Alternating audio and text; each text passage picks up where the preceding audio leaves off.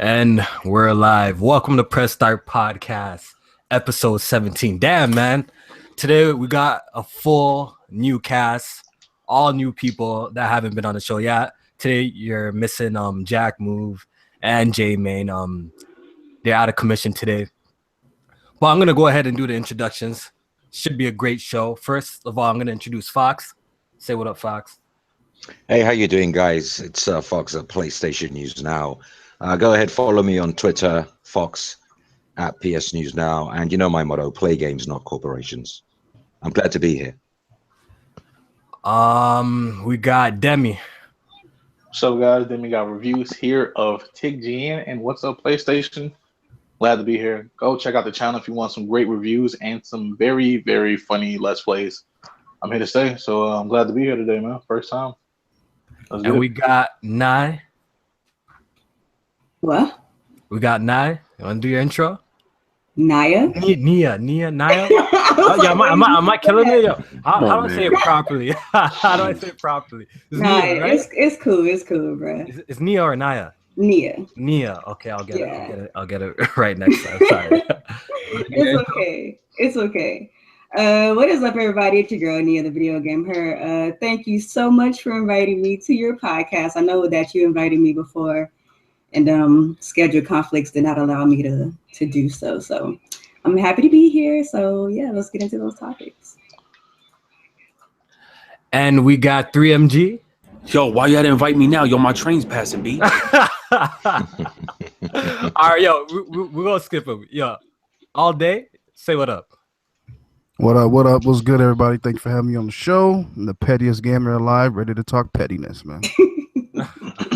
Yo, 3MG, man. You're my shit done? Good. Yo, my bad, y'all. Yo, but what's going on, man? I'm glad to be here, man. I know you invited me before and things came up, at work and stuff, but I'm glad to be here. Make sure y'all like this stream and make sure y'all just check everybody's channel out.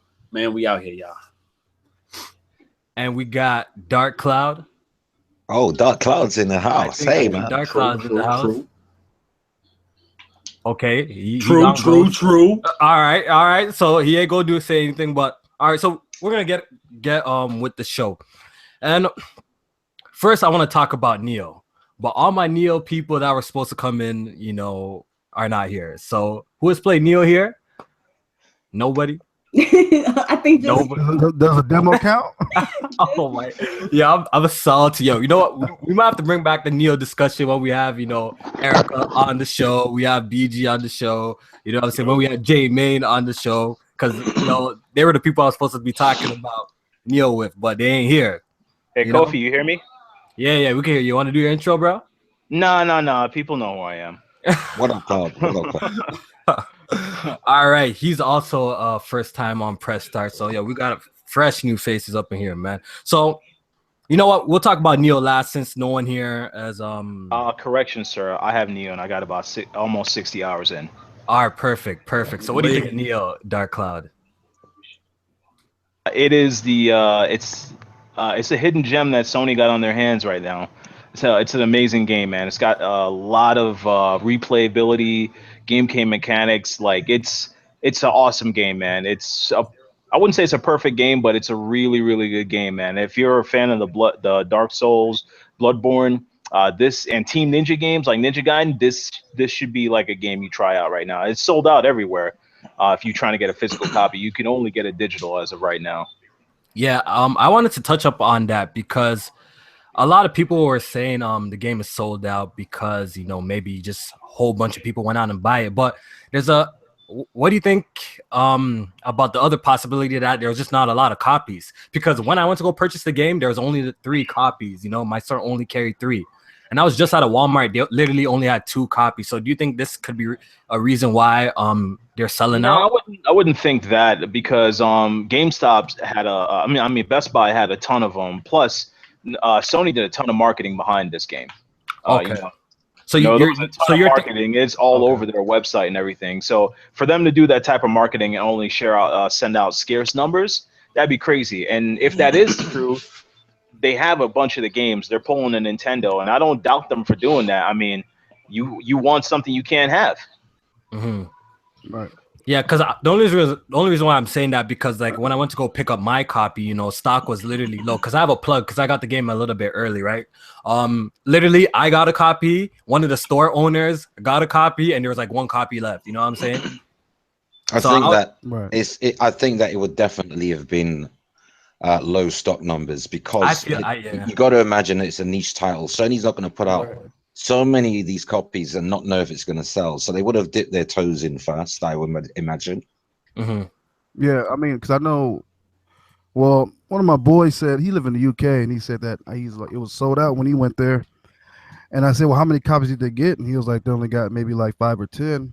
And then there was another post. I guess somebody had called GameStop on Facebook, and they asked him, do you guys have any copies of Neo? And he was like, nah, we're sold out. He was like, well, based on pre-orders, it was not too pre-order wasn't too hot, so they didn't get that many copies. They got like 10 or 15. But on the website, they have a bunch. You know what I'm saying? To order physical if that's what you want. But Yeah. that's what I've heard so far. So Dark Class, knowing that you're the only one here that has actually played the game, what do you think about the difficulty compared to Dark Souls? I What do you don't think. All right, so it's a double-edged sword. I don't think it's too hard. I think it's cheap. Mhm. Like it punishes you. Like there's at least 2 or 3 bosses that I've ran through on first try.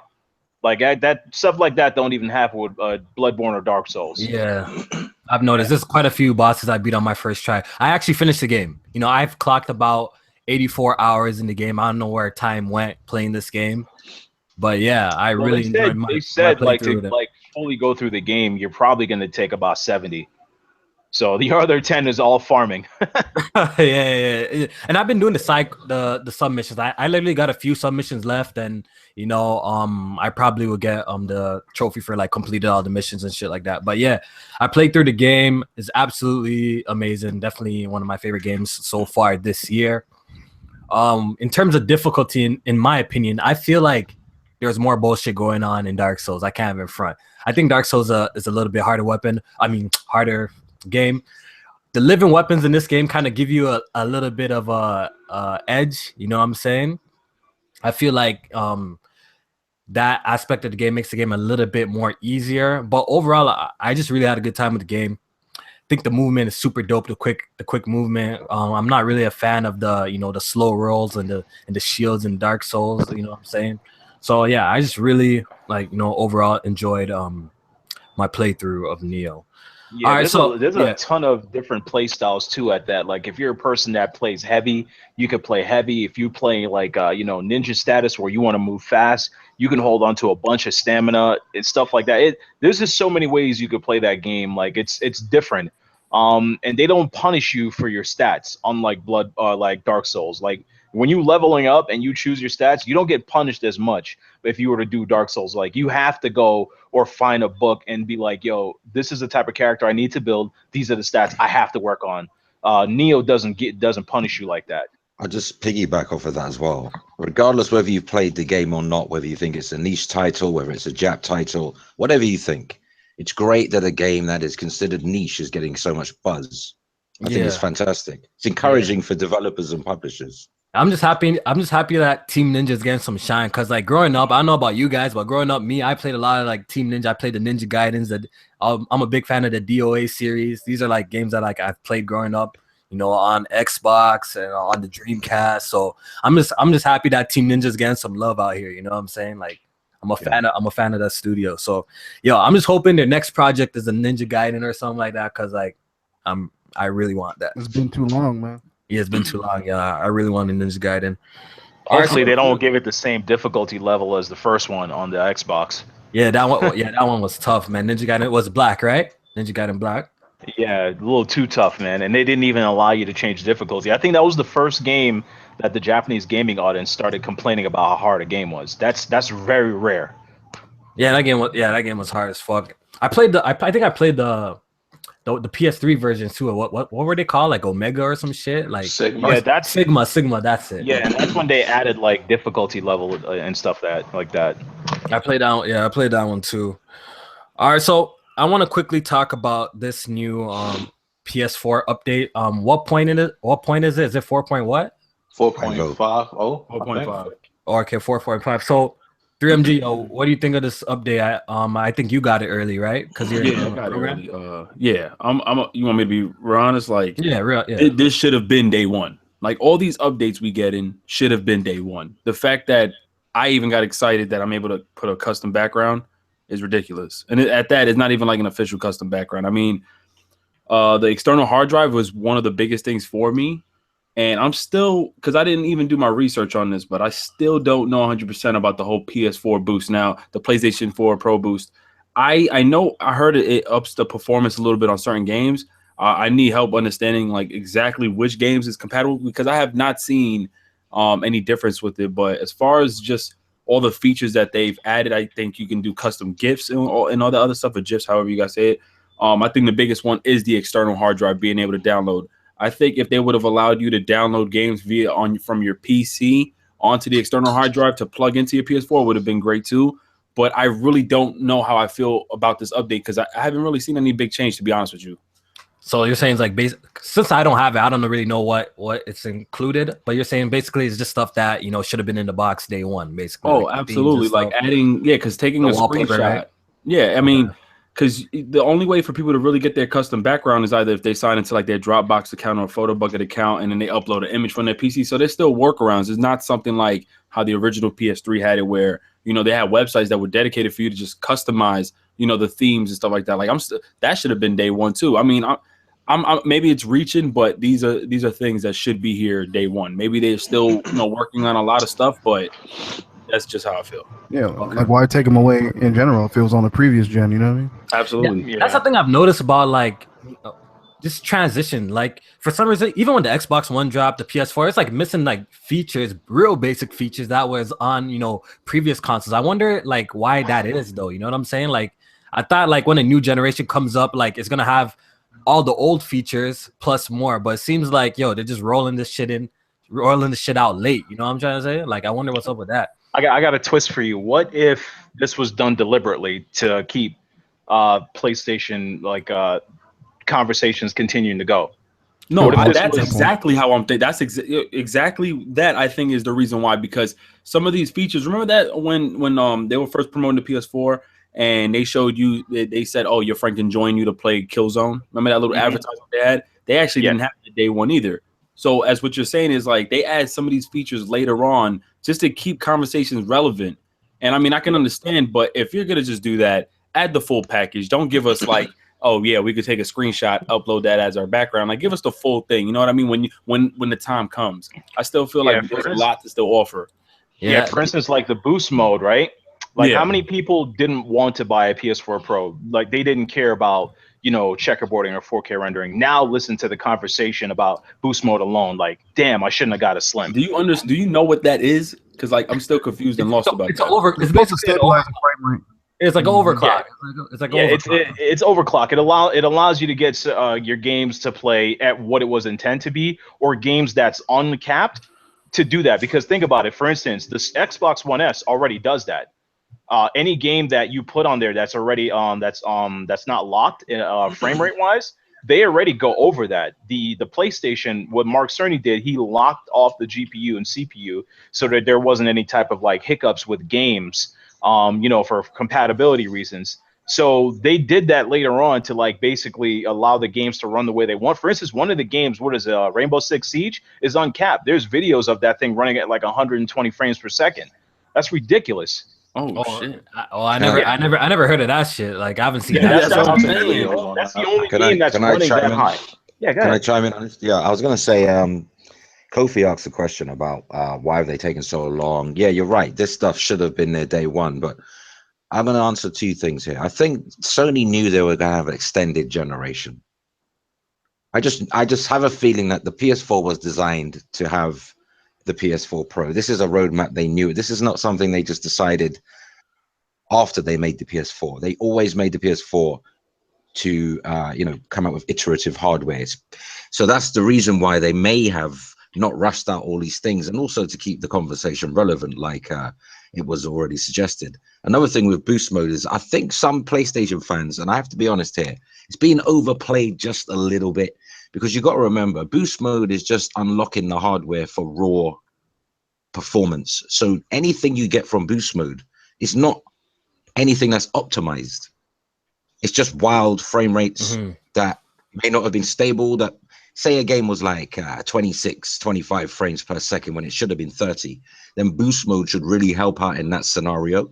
But I think people expect a lot from boost mode. It's not what people think. You know, it's not optimized. It's just raw power.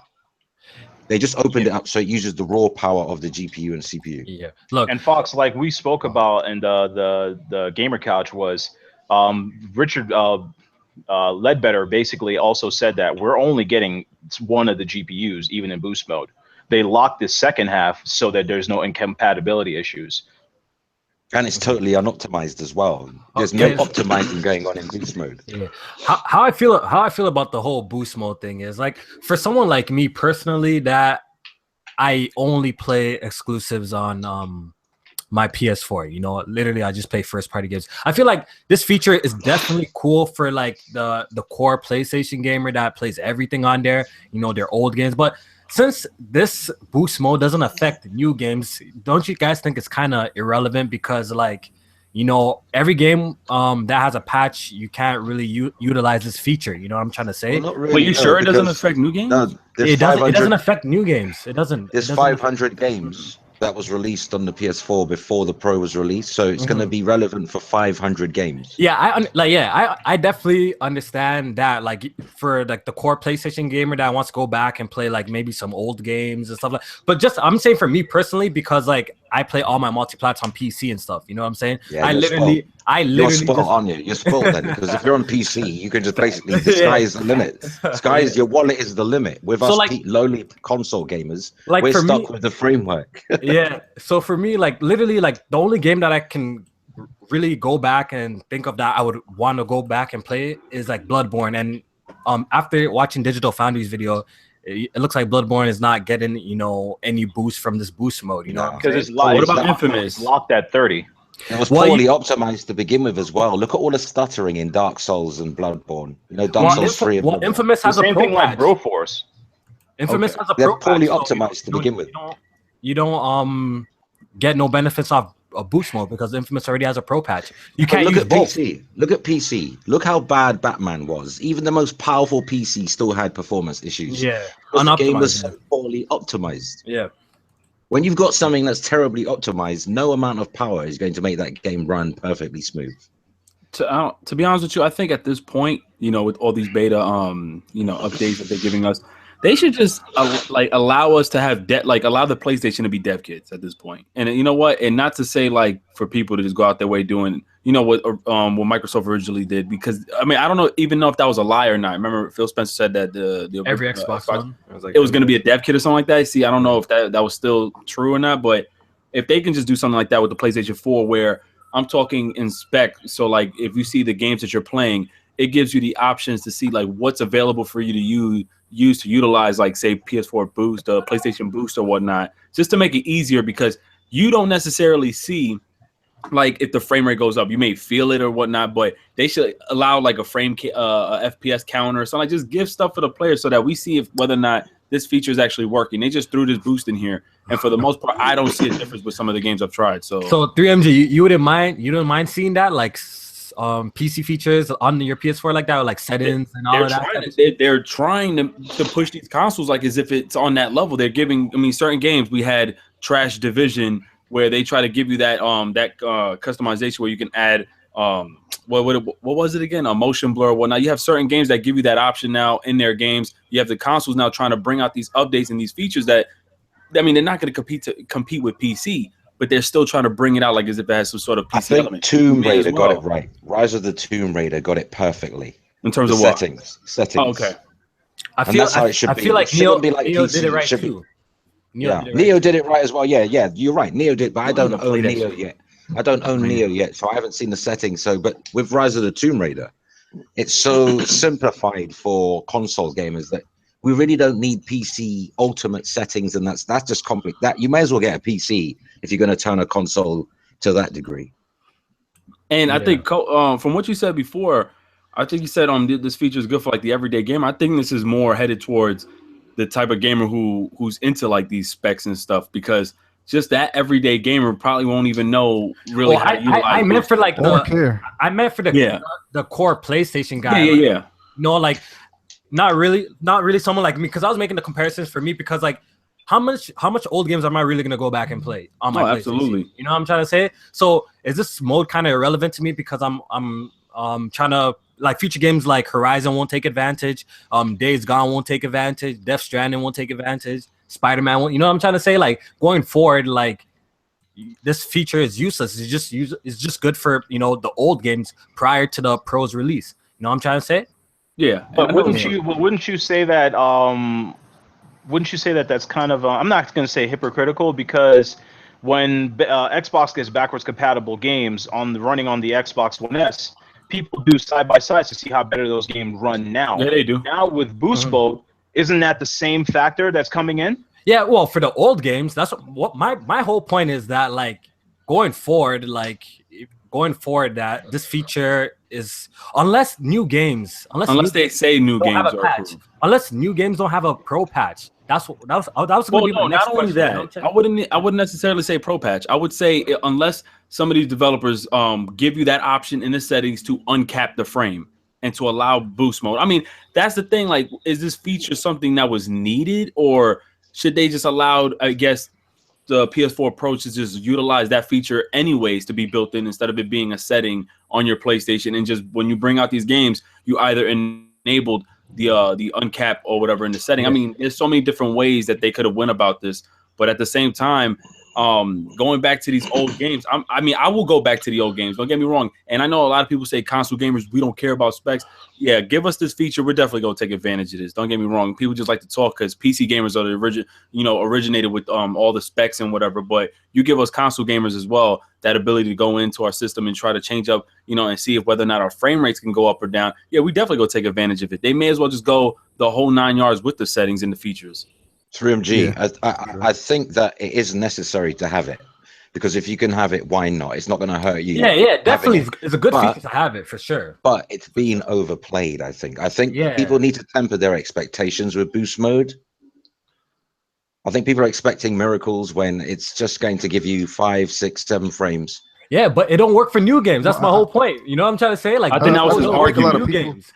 That's my whole point about expect like the 30-frame game to be 60 with boost mode. That's not gonna happen. That's not happening. We have Digital Foundry has already made bare videos on and given like enough examples. Even like they just did one today of Just Cause 3. Even with boost mode on, the game's still running. But Digital Foundry call it beast mode, and I think that's a misconception. They shouldn't even call it that. You know what I mean? That kind of misconstrue people. You know what I mean? Yeah, because even the Just Cause 3 tech analysis, like the shit was still dropping to like 26 frames per second with boost mode on. So, I guess it's gonna be, in some cases, it's gonna work really well. Like, what's that game called? That racing game, Assetto Corsa or something like that. Like that game was around like 50 frames per second with boost mode. It locked it at 60. Cool. You know what I'm trying to say? So I'm guessing is this will be case by case scenario with this. You know what I'm trying to say? Just Cause is already badly optimized anyway. I don't even know why they use that as a tech analysis to begin with. Yeah, so that's shit. Yeah, so boost mode is definitely a cool feature, but I think it's being blown out of proportion because you can't even use it on new games. It's not like you could push your new games. In a year from now, in a year to 18 months from now, nobody's going to be talking about boost mode. Yeah, because everything's gonna have a pro patch. Exactly. Unless like new games don't have pro patches, like those developers be lazy and don't.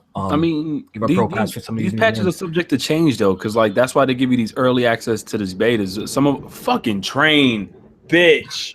Why?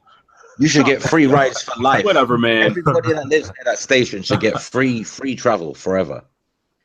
Yeah. You got it. I can't say nothing. It's fucking train. All right, so let's keep it moving. I wanted to talk about the Nintendo Switch a little bit, as the leader of Switch Gang, so you already know what it is. What you talking about, man? I'm the leader of Switch Gang. I actually have hopes in the Switch, though. Dark Cloud, don't even start with me, bro. Don't start with me, bro. I started the Switch Gang wave. We all know that. The chat knows that. That. They said they want to hear from Nioh. In the chat, they're asking for Nioh. I can see Nioh's name coming up. Yeah, so the Nintendo Switch, I just want to first of all, I want to get some of your guys' ideas on the platform itself, since I've never had none of you guys on the podcast. So, Riccio, what do you think about the Nintendo Switch?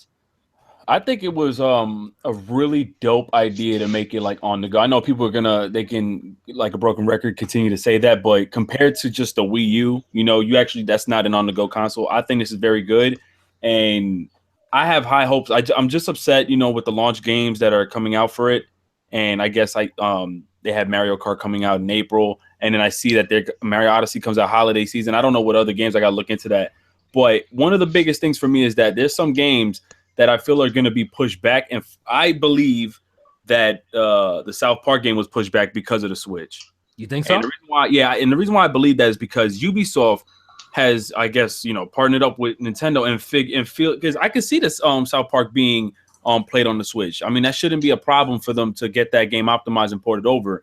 But I look at it like there may be some cost to get it on the cartridge. There may be some cost porting it over. And if they were to wait and launch that game a year after, people would just rather say, listen, let me just get on my Xbox One or PC or PS4. But if it actually comes out alongside these consoles, that's a game I can see people saying, oh, no, I'll get that on my Switch over my PS4 just because of the type of game it is. It's not a game like Nioh. It's not a game like, a sports title. It's not a game like Call of Duty where you're like, chill, I would never play this on the Switch. I can see. You could casually play this because the art direction and, the style of game it is. You know what I'm trying to say? Exactly. And I love the direction the Switch is going, minus like some of the little stuff like, the chat, and I guess they're a little pay to play online, which I actually have no problem with, but we need to see these games. That's just my thing. We need to see games. And I'm not the one that's saying, oh, we need to see third-party games like Skyrim. That's not what I'm looking for. But I'm still trying to I see Take-Two Interactive is a little bit too excited for fucking Switch. And they're, I guess they're planning on making games. But yeah, I have hopes for the Switch. I think it's going to do way better than the Wii U, but some people say otherwise. Yeah. One thing you pointed out about the launch titles, like I agree with you. Definitely, I agree with you. The launch titles is kind of, there's not a lot to choose from. It is what it is. We got 1-2 Switch. We got a killer app, The Legend of Zelda, which everyone's getting the Switch day 1 for basically. And we got like a couple others. I don't even know. Skylanders. I don't even know the rest. I'm trying to say the rest are irrelevant. Bomberman is not irrelevant. Yeah, Bomberman, I forgot because I'm a cop Bomberman too. I forgot about that. Hey, if it's $50, $40 is irrelevant. Yeah, that price. Yeah, we're gonna talk about that price. But I just wanted to say, look, I understand the people complaining about the games coming out. I think there's only confirmed 5 or 6 launch titles. But like for someone like me, I'll be a hypocrite if I complain some shit like that because look, listen, me personally, I have all platforms. You know what I'm saying? And March is like a fucking packed month if you're not taking it in. Like, I don't know why some people act like when you get a new console, like all your other platforms fucking disappear as a multi-console like owner. You know what I'm trying to say? The fact that I'm getting a Switch doesn't mean that like, my PC disappears. Like, I'm still gonna get Mass Effect a month. There's Ghost Recon dropping. There's like bare games dropping. So the launch lineup for the Switch really doesn't bother me per se because, I got other platforms to game on, like to keep me occupied and stuff like that. But I definitely could understand if the Nintendo Switch is like your only platform that you own. Then it might be a little bit of a problem. You know what I'm trying to say? Yeah, I get what you're saying. Listen, Zelda alone is enough for the Switch until the holidays. I'll tell you why. If you look at all the platforms. If you look at all the platforms, think about it. If you look at all the platforms, PS4, Xbox One, Nintendo Switch, pick the top game releasing this year on that first party. I'm talking about exclusive on that platform, and Nintendo is definitely second. Wait. I'm sorry.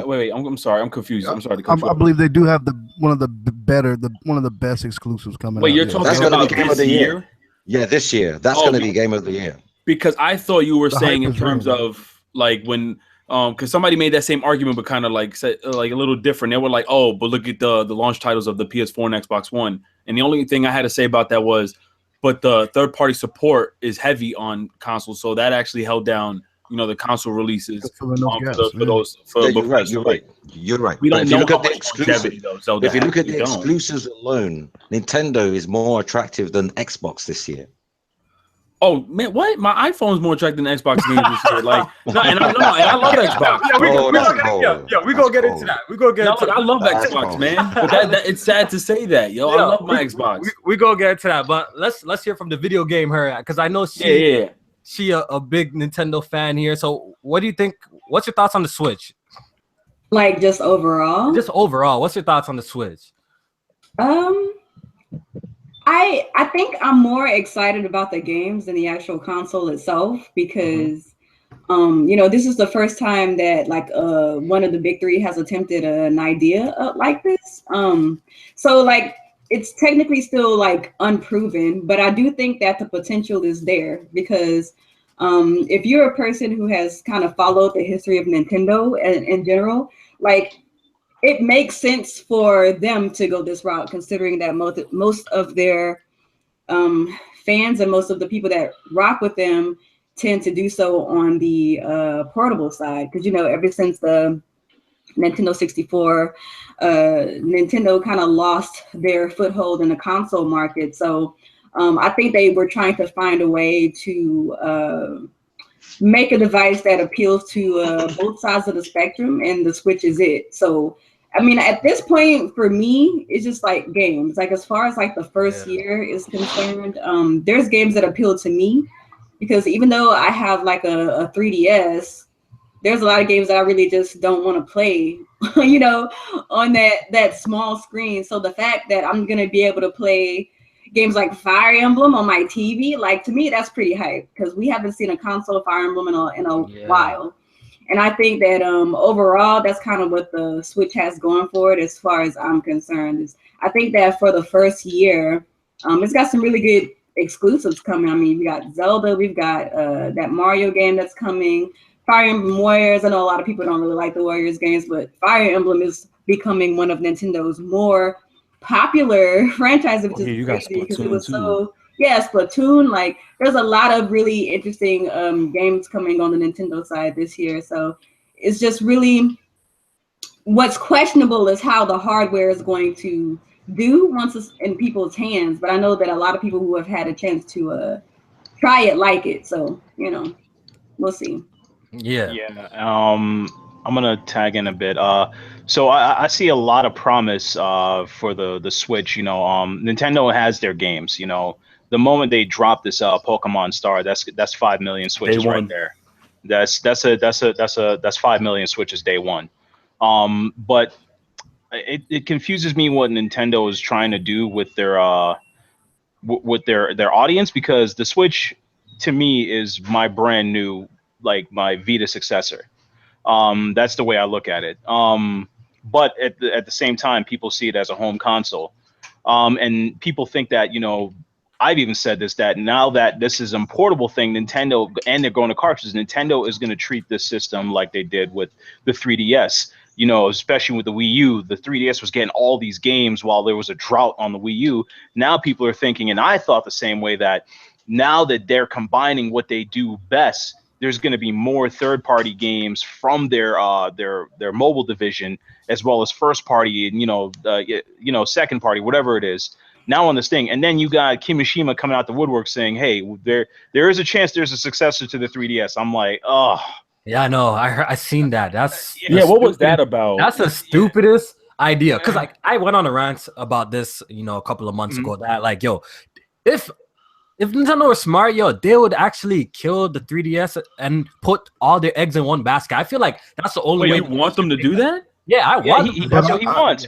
But there's more. There's more to this. Real quick. So a few things. I don't know if a lot of you guys follow me on Twitter, but I've been digging and I've been talking to some of the people on Nioh, and there's this thing that's going around that Nintendo patented their docks. The dock is not just some regular Joe Schmo connection thing.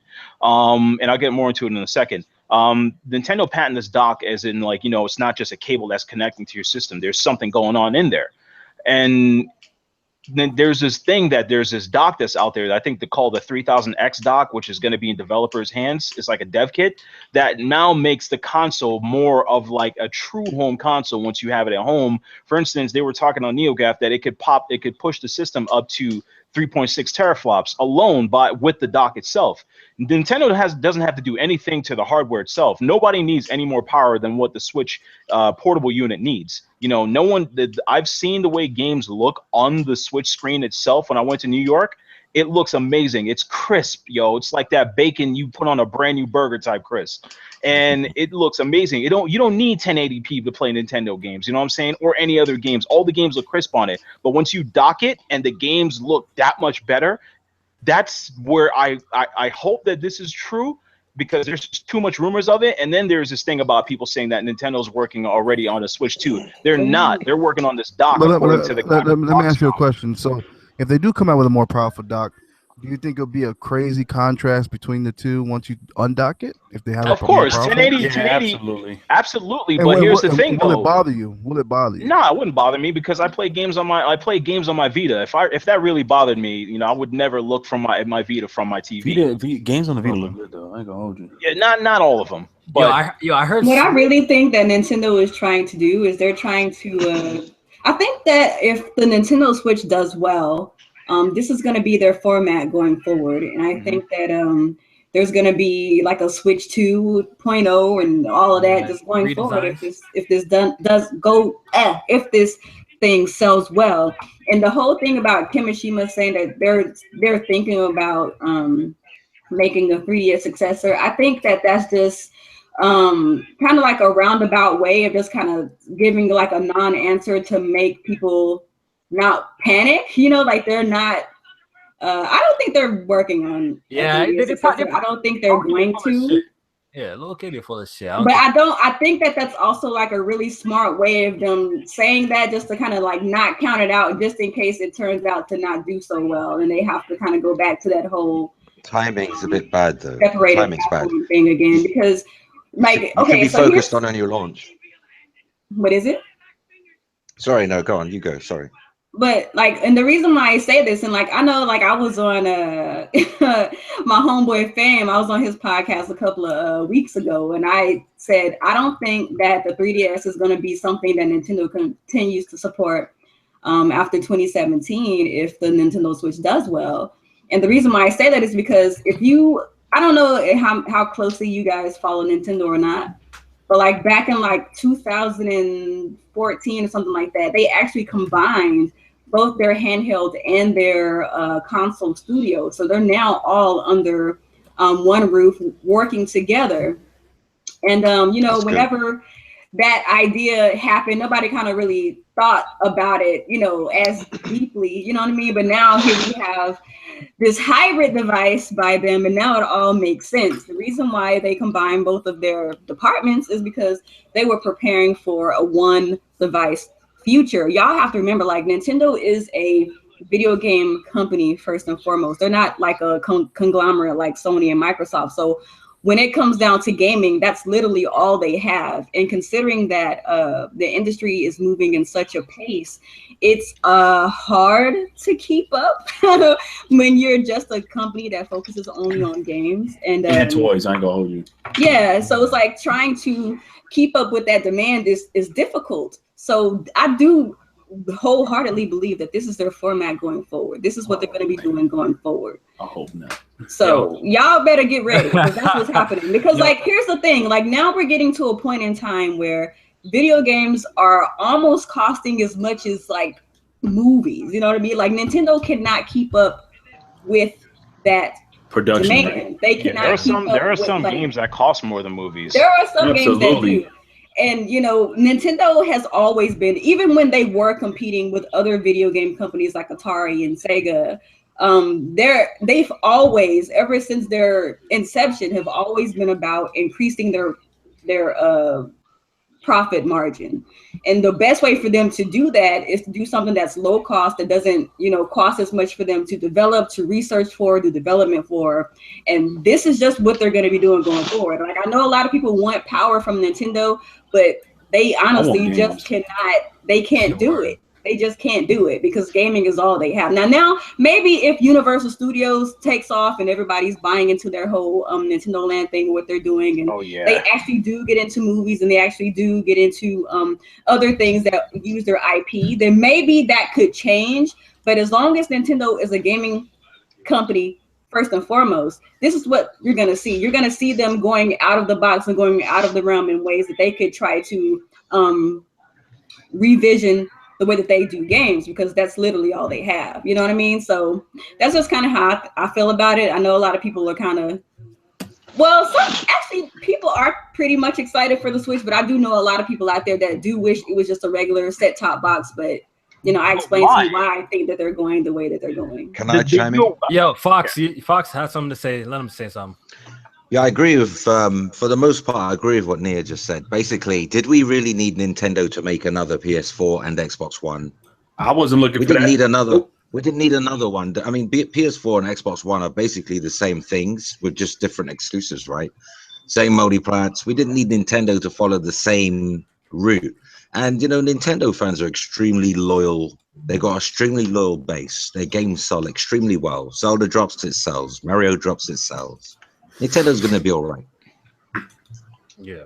I will say this though. I mean, as much as people say that, I do want Nintendo to at least get the games that matter, because there are a lot of people out there that only can afford to purchase one system. A lot of them are Nintendo fans and they want to be able to experience everything. And I think that if the Nintendo Switch sells well, you know, we're going to at least get the Call of Duties, we're going to get the Maddens and all of this and that. But it just depends on if the Nintendo Switch sells well, if Nintendo can get an install base that is particularly interested in those type of experiences, especially on the go, considering that that's kind of the whole thing behind the Switch. You could take it with you, you could keep it at home, do kind of whatever you want to do with it. So, I mean, I do understand those complaints. Those are actually pretty valid to me. But I do think that because there are tools within the Switch itself that actually makes it easy to develop for, that might be their ace if it sells well. Because, you know, it supports Unreal Engine 4, the real version of Unreal Engine 4, not just the mobile version. It supports modern APIs like Vulkan and OpenGL and all that stuff. It supports the most recent versions of Unity, and a lot of indie developers are really gung-ho about Unity. So there's some positives there. It's just a matter of how is Nintendo going to handle it to make it an appealing console, not only for gamers, but for developers. And I see that they're talking with them. You know, there was a recent interview, I think it was either Time or Nikkei or something, where Koizumi went to go and talk to, you know, developers and let them know, like, hey, what is it that you need from us? So if they can stay true to that and actually be serious this time about providing these tools for these people to make games for them, then they might be okay. Yeah, if we're looking at a completely different Nintendo, you know, thinking about the Super Bowl thing, like, when have you ever seen Nintendo pull a card like that? You know, then on top of that, you know, the way they're standing behind the Switch, the way that they're marketing, they didn't stand behind the Wii U like this at all. This is and then Universal Studios, you know, Universal Studios, Nintendo is going to push Switches.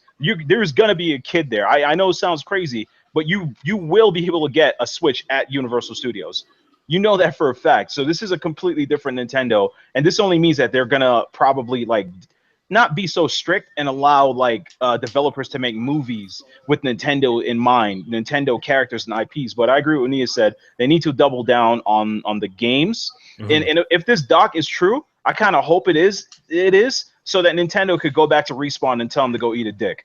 I'm not happy. Yeah, I just wanna put one point in there. Look, me, when it comes to the whole hardware thing, I understand what the Switch is all about. You know, it's a platform that you could take anywhere you want to. Cool. I'm down with the whole concept. Right now, my only concern with the Nintendo Switch is just game support. We just came off a console or a platform, the Wii U, that got, you know, very lackluster game support. And I'm not talking about multi-plats. I don't know about y'all. Even their own games kind of like, yeah. I don't know about y'all, but I'm getting the Switch to play experience Nintendo games. You know what I'm trying to say? Like, I got the PS4, I got a PC, I got an Xbox One somewhere. You know what I'm saying? Like, I'm buying a Switch to enjoy Nintendo games. So that's all I really want for them to deliver. So, like, I feel like if they can drop a nice flow of games monthly, at least a big game every month, then I feel like that, you know, that's good enough for me. Like, for me personally, That's not gonna happen. That's not gonna happen though. That's not gonna Yeah, happen. that's what I'm saying. But like, that's what I'm hoping. I'm just hoping the Nintendo Switch gets supported like the 3DS. I mean, considering that You know this is like I said, my theory is that the 3DS is done after this year. So if the 3DS is done, then there's only one platform for Nintendo to support, and that's the Nintendo Switch. That's all I'm saying. Yeah. So I feel like it's better. To add to my point, I'm sorry, Kofi. I'm sorry. problem. Let me add this one small point, and I'm done. So I know a lot of people are talking about the power of the Switch, and then this whole thing with the dock, and all that is cool. I think that the way that Nintendo has kind of set it up, it's the closest probably that we're ever going to get to a modular console, right? But one key factor people keep forgetting, they keep talking about the dock, they keep talking about this potential supplemental computing device that was in the patents. The one key thing people keep forgetting is that because this is a portable, it's already in itself the most future-proof device Nintendo has ever made, because what can you do with portables? You can upgrade them joints. Like you had the 3DS, you had the 3DS XL, you have the new 3DS right now. So if Nintendo decided that they wanted to get like a newer chipset from NVIDIA in like 2 years, that it's more possible than it's ever been for Nintendo. So I think that there's so many possibilities with the Switch that a lot of people haven't even really considered. I think a lot of people kind of like, write it off because of who. Yeah, they counted. I think that's the problem. People are counting it out a little too fast for me. You know what I'm trying to say? I feel like people are kind of writing it off a little too fast. Let's let it drop. Let's see the games. Let's see the support. Yeah, we can really talk. Yeah, and if it's trash, I'll be the first one to say it's trash. Yeah, people think I won't tell them if this thing sucks. Like I'm gonna tell you the good and the bad, like I always do with everything. You know what I'm trying to say? So like. Well, I'm getting one. So. Yeah, if it drops and it's not hot and the game support, there's droughts, the first party games are not there, then I'm gonna let dudes. Bro, trust me, if it takes an L, man, you're gonna flip that money real quick. 700, 800. I'm telling you, bro. As soon as I beat Zelda, I'm flipping it. No, all right, so I think we got the Nintendo talk out of the way now. I just wanted to bring something up. Phil Spencer said this year we'll have more first-party games coming to the Xbox One than 2016. What do you guys think? You think Microsoft got some new surprises to show? That's why they have to. It's a wrap. They have to. Well, first of all, does anyone believe that? I think it's a wrap, to be honest. I think that Microsoft they're gonna keep doing what they're doing, and people are still gonna buy into it. I think really the only people who are legitimately frustrated are like the diehards that keep up with gaming news like every single waking moment of the day. Like, but pretty much everybody's okay with third-party games. Like, it worked for them last gen, so it's like it is what it is, and it's not like. Here's my thing when it comes down to Microsoft. Like, people see that the PlayStation 4 is selling well and that the Xbox One is not selling up to those same standards, and then all of a sudden they want to write off the Xbox. And I mean, I can agree that it's been a little while since I played my Xbox. It was a time and place when I did play my Xbox a whole lot. And I really wish that Microsoft would stop being as silent as they are and kind of tell us about what it is that they're working on. Like, even the games that we know that's coming, like, at least tell us about those games. Let us know some updates about them. Like, are there some new cool things we could do in Crackdown? Give us like a little 2-minute breakdown about what is it that you could do in Crackdown. Yeah, we're looking for Crackdown, even though. A press release. Nobody. I mean, right. Nobody's looking for I said this a long time ago. People aren't checking for it because they're not talking about it. Like, the best way for somebody to get interested in something is to talk about it. And I think that Microsoft really has to get out of that mindset that they can only showcase big things at E3, because right now that's kind of been their MO. Like, I think they can do. Actually, I'm sorry to cut you up, Nia, but I think it's the opposite. They haven't been showing any big things at E3. I mean, for the most part, this E3 2016 that just passed, they showed us some good games that I'm actually really interested in, but not juggernaut titles that help make sales. I'm gonna be honest with you. Crackdown, like I said, I personally did not hear any conversation of people wanting this to drop even when Xbox One first came out. It wasn't like when people were feeding for Gears to come out or Halo to come out. And now I'm hearing that people saying, yo, let Halo die. Because it's not a critical. Bro. But at the same time, exactly. It also lies with the way that you introduce these games. Like, but look, Nia, check this out though. Check this out. 360 days. I mean, just to keep it funky. Like, whenever the fuck did I care about Crackdown playing my 360? Nobody You know cares how about when Crackdown. That Halo 3 Crackdown- beta. That Halo 3 beta. Listen, right? When Crackdown 2 launched, do you know what came out that year? You're talking Mass Effect 2. You're talking about Halo Reach, BioShock 2. I mean, all these fucking hard hitters, man. I wasn't sitting there, oh my God, I can't wait for Crackdown. Huh. No, I Oh my wasn't doing that. gosh. Yeah. I didn't care. You know what I'm then saying? even But then- But you didn't care but then- about Crackdown because there were other games that you cared about more. No, Like, Nia, that's not to this say is the anything thing. about I don't think Crackdown. that's the problem though. Like this is the argument I'm making. The reason why I brought up games like Gears and Halo is because those made an impact, right? People still wanted to see that. For a game that's supposed to be as relevant as Crackdown, I heard nothing on it. I heard no fans really speaking on it before they even announced that game.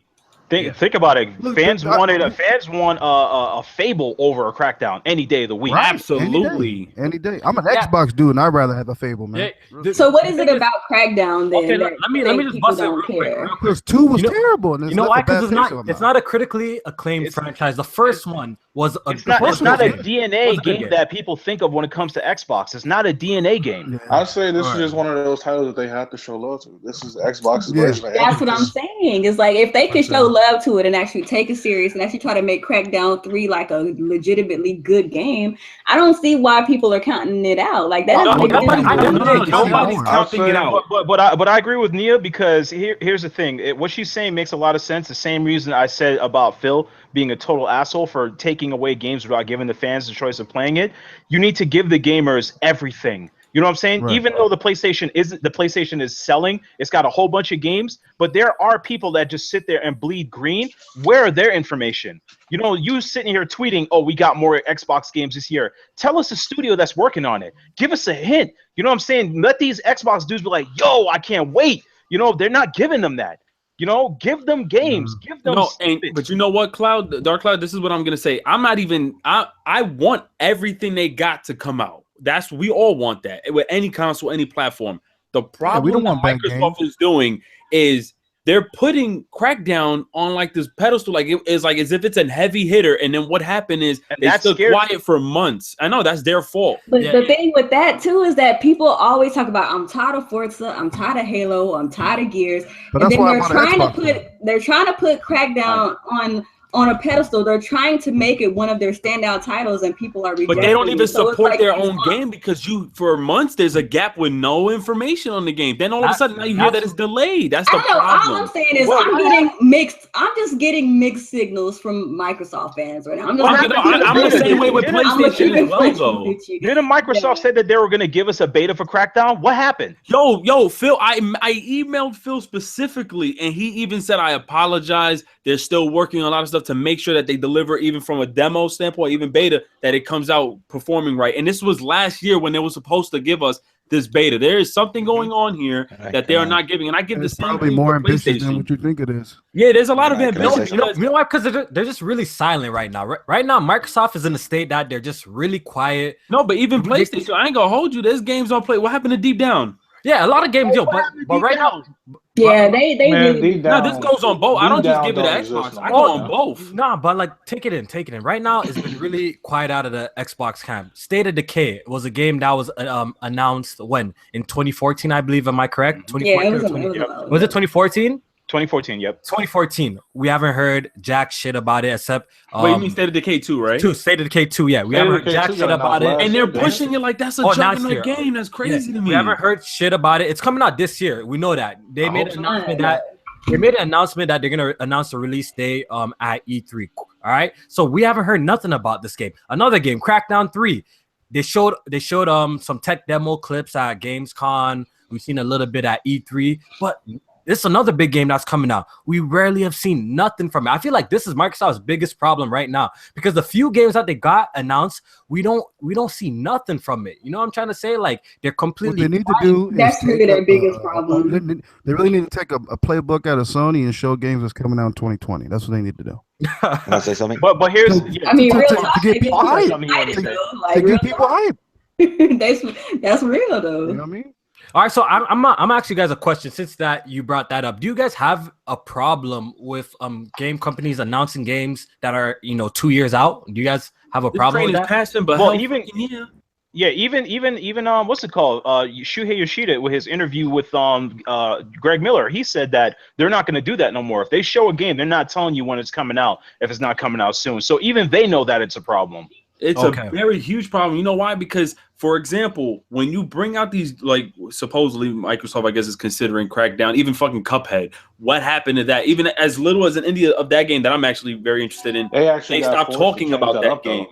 Yeah, say it again? They got forced to change that game up. They got forced to make it a platform when it was just a boss rush. That's what I'm saying. Why are you? You're forcing. You're pushing, and this is the no fans complain about that. No. Microsoft didn't say anything about that. See, fans complain as well, but this is another big problem. That Phil Spencer, I guess, whatever, with the cancellation of Scalebound, because I out of everybody, I was one of the few that was saying, why is Scalebound being pushed as one of these big ass hitters? This is Platinum Games' first, opportunity at making something like Scalebound, and they're really pushing. And I felt like the pressure was on for them. Now look at where they're at in their position, disbanding each other from, I guess, partnerships or whatever.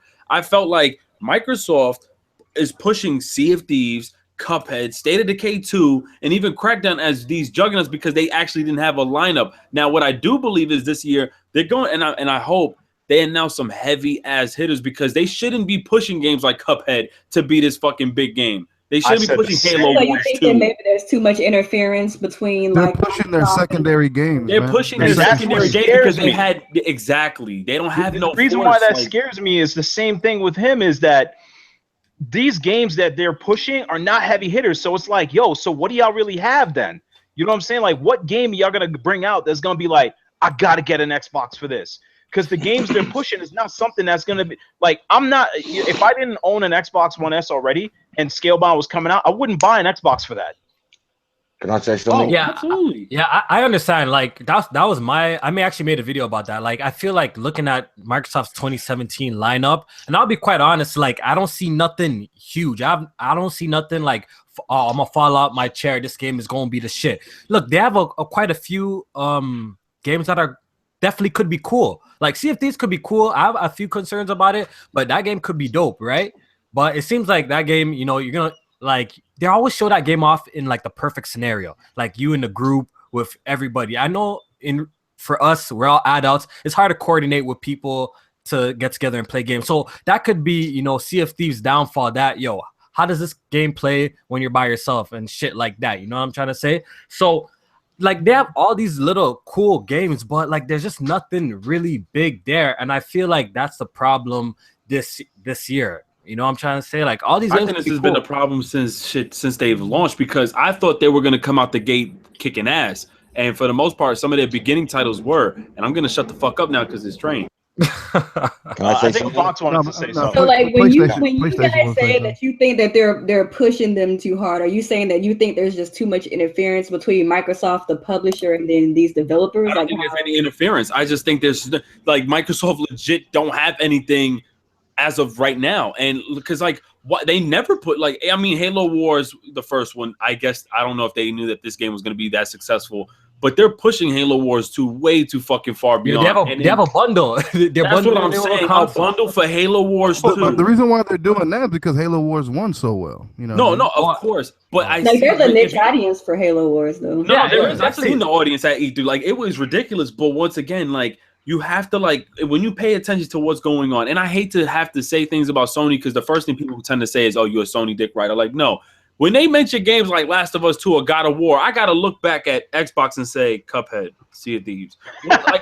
And I'm being completely, and that shit upsets me because I love Xbox. I love both. I love all that shit. But you get what I'm saying? Like he has a point. What's going on here? Yeah, I mean, I understand, but at the same time, it's like I don't really see anything wrong with them letting people know about these smaller games. Like I don't really see how that's. No, there is absolutely nothing wrong. Only when the force, you can see the force in these games being pushed, and now what's happening is delay after delay after delay because they're trying to make it. They're pushing. How should I say this? Like anticipating the game way too far beyond what it actually is. Mm-hmm. Look at what happened to Scalebound. Since September, people didn't realize that there was actually some issues going on between the teams, and why? Because Microsoft, and this is what I believe, Microsoft put so much damn pressure on them. Why is it they haven't announced any new IPs? We gotta wait till E3 to hear the large amount of games they have to announce. They're very early in development with a lot of these games. They have to be. Yeah. So like a lot of people like when I usually speak like any concerns of Xbox, I get attacked first of all. And a lot of people are saying, yo, wait till E3. But realistically, how much of these new games that they're gonna show at E3 are gonna come out in 2017? So that doesn't change the fact that 2017 doesn't look that hot. It doesn't you know look what I'm trying to say? I just need to hear I just like at this I point, would like to hear, so at least I could look forward to some. You know what I'm saying? I want to look forward to some coming from your camp. And say what I'm gonna touch up on what Ricky was saying. Look, the thing is, right now Microsoft is lacking a generation defining game. You know what I'm saying? Look, when the original Xbox dropped, they got Halo Combat Evolved. That made a big impact on the industry. It created a big franchise, as we know, Halo. When the 360 dropped, we got Gears of War 4, right? I mean, Gears of War the series. Gears of War, yeah. So look, that was another big hitter that turned into a huge franchise. With the Xbox One, we have yet to get that one game that you really turns into a big franchise. You know what I'm trying to say? I feel like with PlayStation, they've been like that for a while. They've been. Can I say something? With PlayStation, real quick, I feel like they've because they have The Last of Us. That's a new franchise that that came out not so long ago. So they're still riding the wave off that. You know what I'm trying to say? So I feel like with Microsoft, that their last big game that to make an impact on the industry was Gears of War. Like until now, like I don't think they have dropped anything on that caliber yet. You know what I'm trying to say? Well, you see, not only that, but I'm gonna be honest with you. I knew there was a problem when 2015 Halo 5 was their main hitter. That should have been a sub game. They should have had a brand new IP be their main and have Halo 5 be like that coming from left field type shit. And then 2016 was Gears of War 4. There is a problem here because Microsoft does not have IPs or studios or whatever the case may be to have brand new IPs come in. Now, once again, I don't want to be that whole fucking Sony dude, but you see, for some weird reason, God of War is relevant. I love God of War, and it's still like fresh to me. Like people still accept, this new God of War. Some people have their problems, and then you have The Last of Us, which is still fresh out the gate. But then when they did drop their brand new IPs, they have games now, like for Horizon Zero Dawn. Then they had that time with Bloodborne dropping too. So like at this point, I'm just waiting to see because I think Phil Spencer did say that this year E3 2016, Halo or Gears or whatever is not going to be their main hitter as far as what's going to hold the frontier of just their whole announcement of games. So I'm happy about that. So I'm really trying to see what's their focus this year in games and what games they're going to try to deliver us. Because at this point, I'm not even using my Xbox, and it pains me because I actually do love Xbox a lot. So yeah, Fox, you wanted to get a couple words in, man. Yeah, if I can. Thanks. My bad, I really appreciate the opportunity. She got too I feel like I've won something now. Where's my prize? Anyway. You had to go to the chat to make it happen. I saw that. Man, I was crying, man. I got tears on my pillow right now. You should see my pillow. It's soaking. But anyway, here's Microsoft's problem. They get distracted easily. With the 360, they had this amazing first 3 years. Do you remember that? It was like PS2. Game after game after game, third-party deal after third-party deal. Then they could Connect came. So they got distracted with hardware, Connect. So their AAA portfolio was focused on Connect. Nobody wanted that. Nobody wanted to see Han Solo doing the boogie in the Star Wars Connect game. Okay? So the last, say, 4 years of Xbox 360 wasn't great. Now, with the Xbox One, Microsoft's problem has been timing. They released the console released with not a very good reputation to begin with, but people got over that. We all got over it. They changed a lot. They've done some good stuff over there. But here's the problem, the timing. They are releasing too many games in such a narrow window that it's like, I said it on my own podcast, it's like firing a machine gun and you run out of bullets. They've given the gamers too much, and now there's nothing to give them. Oh, yeah. I feel that. Wait, what they gave them in the beginning, that's too much. I'm still lost. I'm sorry. Well, look, they've had a great look. Microsoft's output in 2014 was better than Sony's. Microsoft's output in 2015 was better than Sony's. Microsoft's output in 2016 was on par, if not better than Sony's. Now, 2017, all the games that Sony showed you in 2014, 2015, and 2016 are now ready and fired up. So we've had games, we've had the best third-party support, And we've been waiting for these games up. Sony have been boiling in the labs, working up in the labs. They're all coming now. God of War, Horizon Zero Dawn, all the games that we've been waiting on. Now we've even got a Last of Us 2. Okay. Microsoft gave too much too soon. In September, they gave you Forza Horizon 3. They gave gamers just too much. You got Gears of War 4. These are too many big hitters in a small window of the holiday. You should be spreading your games out. Like one big, you know what I'm saying? You give everybody too much, then certain games get gobbled up and cannibalized by third-party sales. You can't compete with third-party. Yeah, like they released. A holiday game. Quantum Break took a little bit. It probably could have been a better game. It could have been their quintessential new game for the generation. But the Xbox is a great platform, though. That's the problem. The Xbox One is a fantastic platform. There's nothing wrong with the hardware, but Microsoft's decisions are very questionable this generation. They're too focused on hardware. Now it's all about Scorpio. So they got people waiting on hardware, but the games are not prolific. So they're showing Scorpio at E3 all day. What do you think?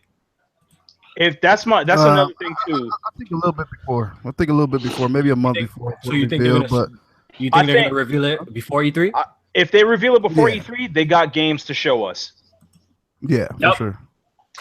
Yeah, that's what I was thinking. That was my little, conspiracy in my head. I'm gonna tell everybody right now, don't get mad, but you will see Forza in 4K. They're gonna have to do it. They're gonna have to show. We already know.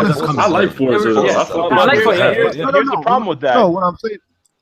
The problem with that is they're gonna run into the same problem like PlayStation. YouTube hasn't changed yet. It's gonna be hard to broadcast any of that stuff into 4K. You're gonna have to wait HDR, after the 4K. Exactly. You're not gonna be able to do that. So how are you gonna get that to the fans? Sony had an ace up their sleeves. You all know I work for Sony in market management. We have PlayStation Pros at every GameStop hooked up to a Z9D. So that's how we're showing gamers. Microsoft can't do that. So they can't depend on YouTube to do that. YouTube doesn't or barely even does a breath of HDR. So how are you going to get the fans excited for that? Yeah, I brought up a point. I hope Scorpio does well, though. Yeah, I brought up matter, man. The hardcore is going to buy it. Yeah, I brought up a point last podcast on that because it's going to be tough for Microsoft. It's going to be challenging for them to, give out the Scorpio message to the people through streaming, because like Dark Cloud said, it's gonna be hard for us to really see the differences. You can't. Sony tried this shit. Oh, look at Days Gone with HDR or in this higher resolution, but no one really saw the difference. So the message didn't really relay well. Resonate with the fans. Yeah, it didn't come out well. You know what I'm saying? So Microsoft has a challenge ahead of themselves to deliver the Scorpio message. You know what I'm saying? Not to mention 4K on YouTube is like downgraded like 50 times. So unless they're going to upload or broadcast it themselves on their own like media streaming, and there's still none out there that's that good, you'll never see the main difference. And how are they going to show it to you? You're going to have to buy, hoping that it looks better, or wait for Digital Foundry or become a pledge and download the full 18 gigs of a 15-minute game. That's too much work. Wait, you're talking about as far as promoting the Scorpio being like of its 4K capability? Yeah, showing it off. How are you going to know how good it looks? Well, I'll be honest with you, like the same way, not even the same way with the PlayStation, because they didn't promote that at E3. But what I think they can just do, and I think the hardest part is actually engaging the audience. If they do show us a lot of new first-party titles, it would be engaging us to see whether or not we are interested in them. The whole Scorpio debacle thing with 4K, I don't think would even be a problem, only because people were going to be interested anyway in specs. So just telling people specs is going to cause a lot of like that. You got to remember, we're 15% of those. We're 15%. No, absolutely, absolutely. The rest of that is all hardcore. The casuals that keep the gaming industry thriving don't give a shit about any of that. That's what I was about to bring up a point. Right? I was about to bring up this point. Like, yo, do you think like the average gamer or just the regular gamer who games once in a while even cares about the Scorpio or the Pro or these little upgrades? I feel like they don't. I don't think stay-at-home dad does. They don't. No, I'm being real. Like the dad who likes the big screen TVs, like they fuck with it. They will. You think so?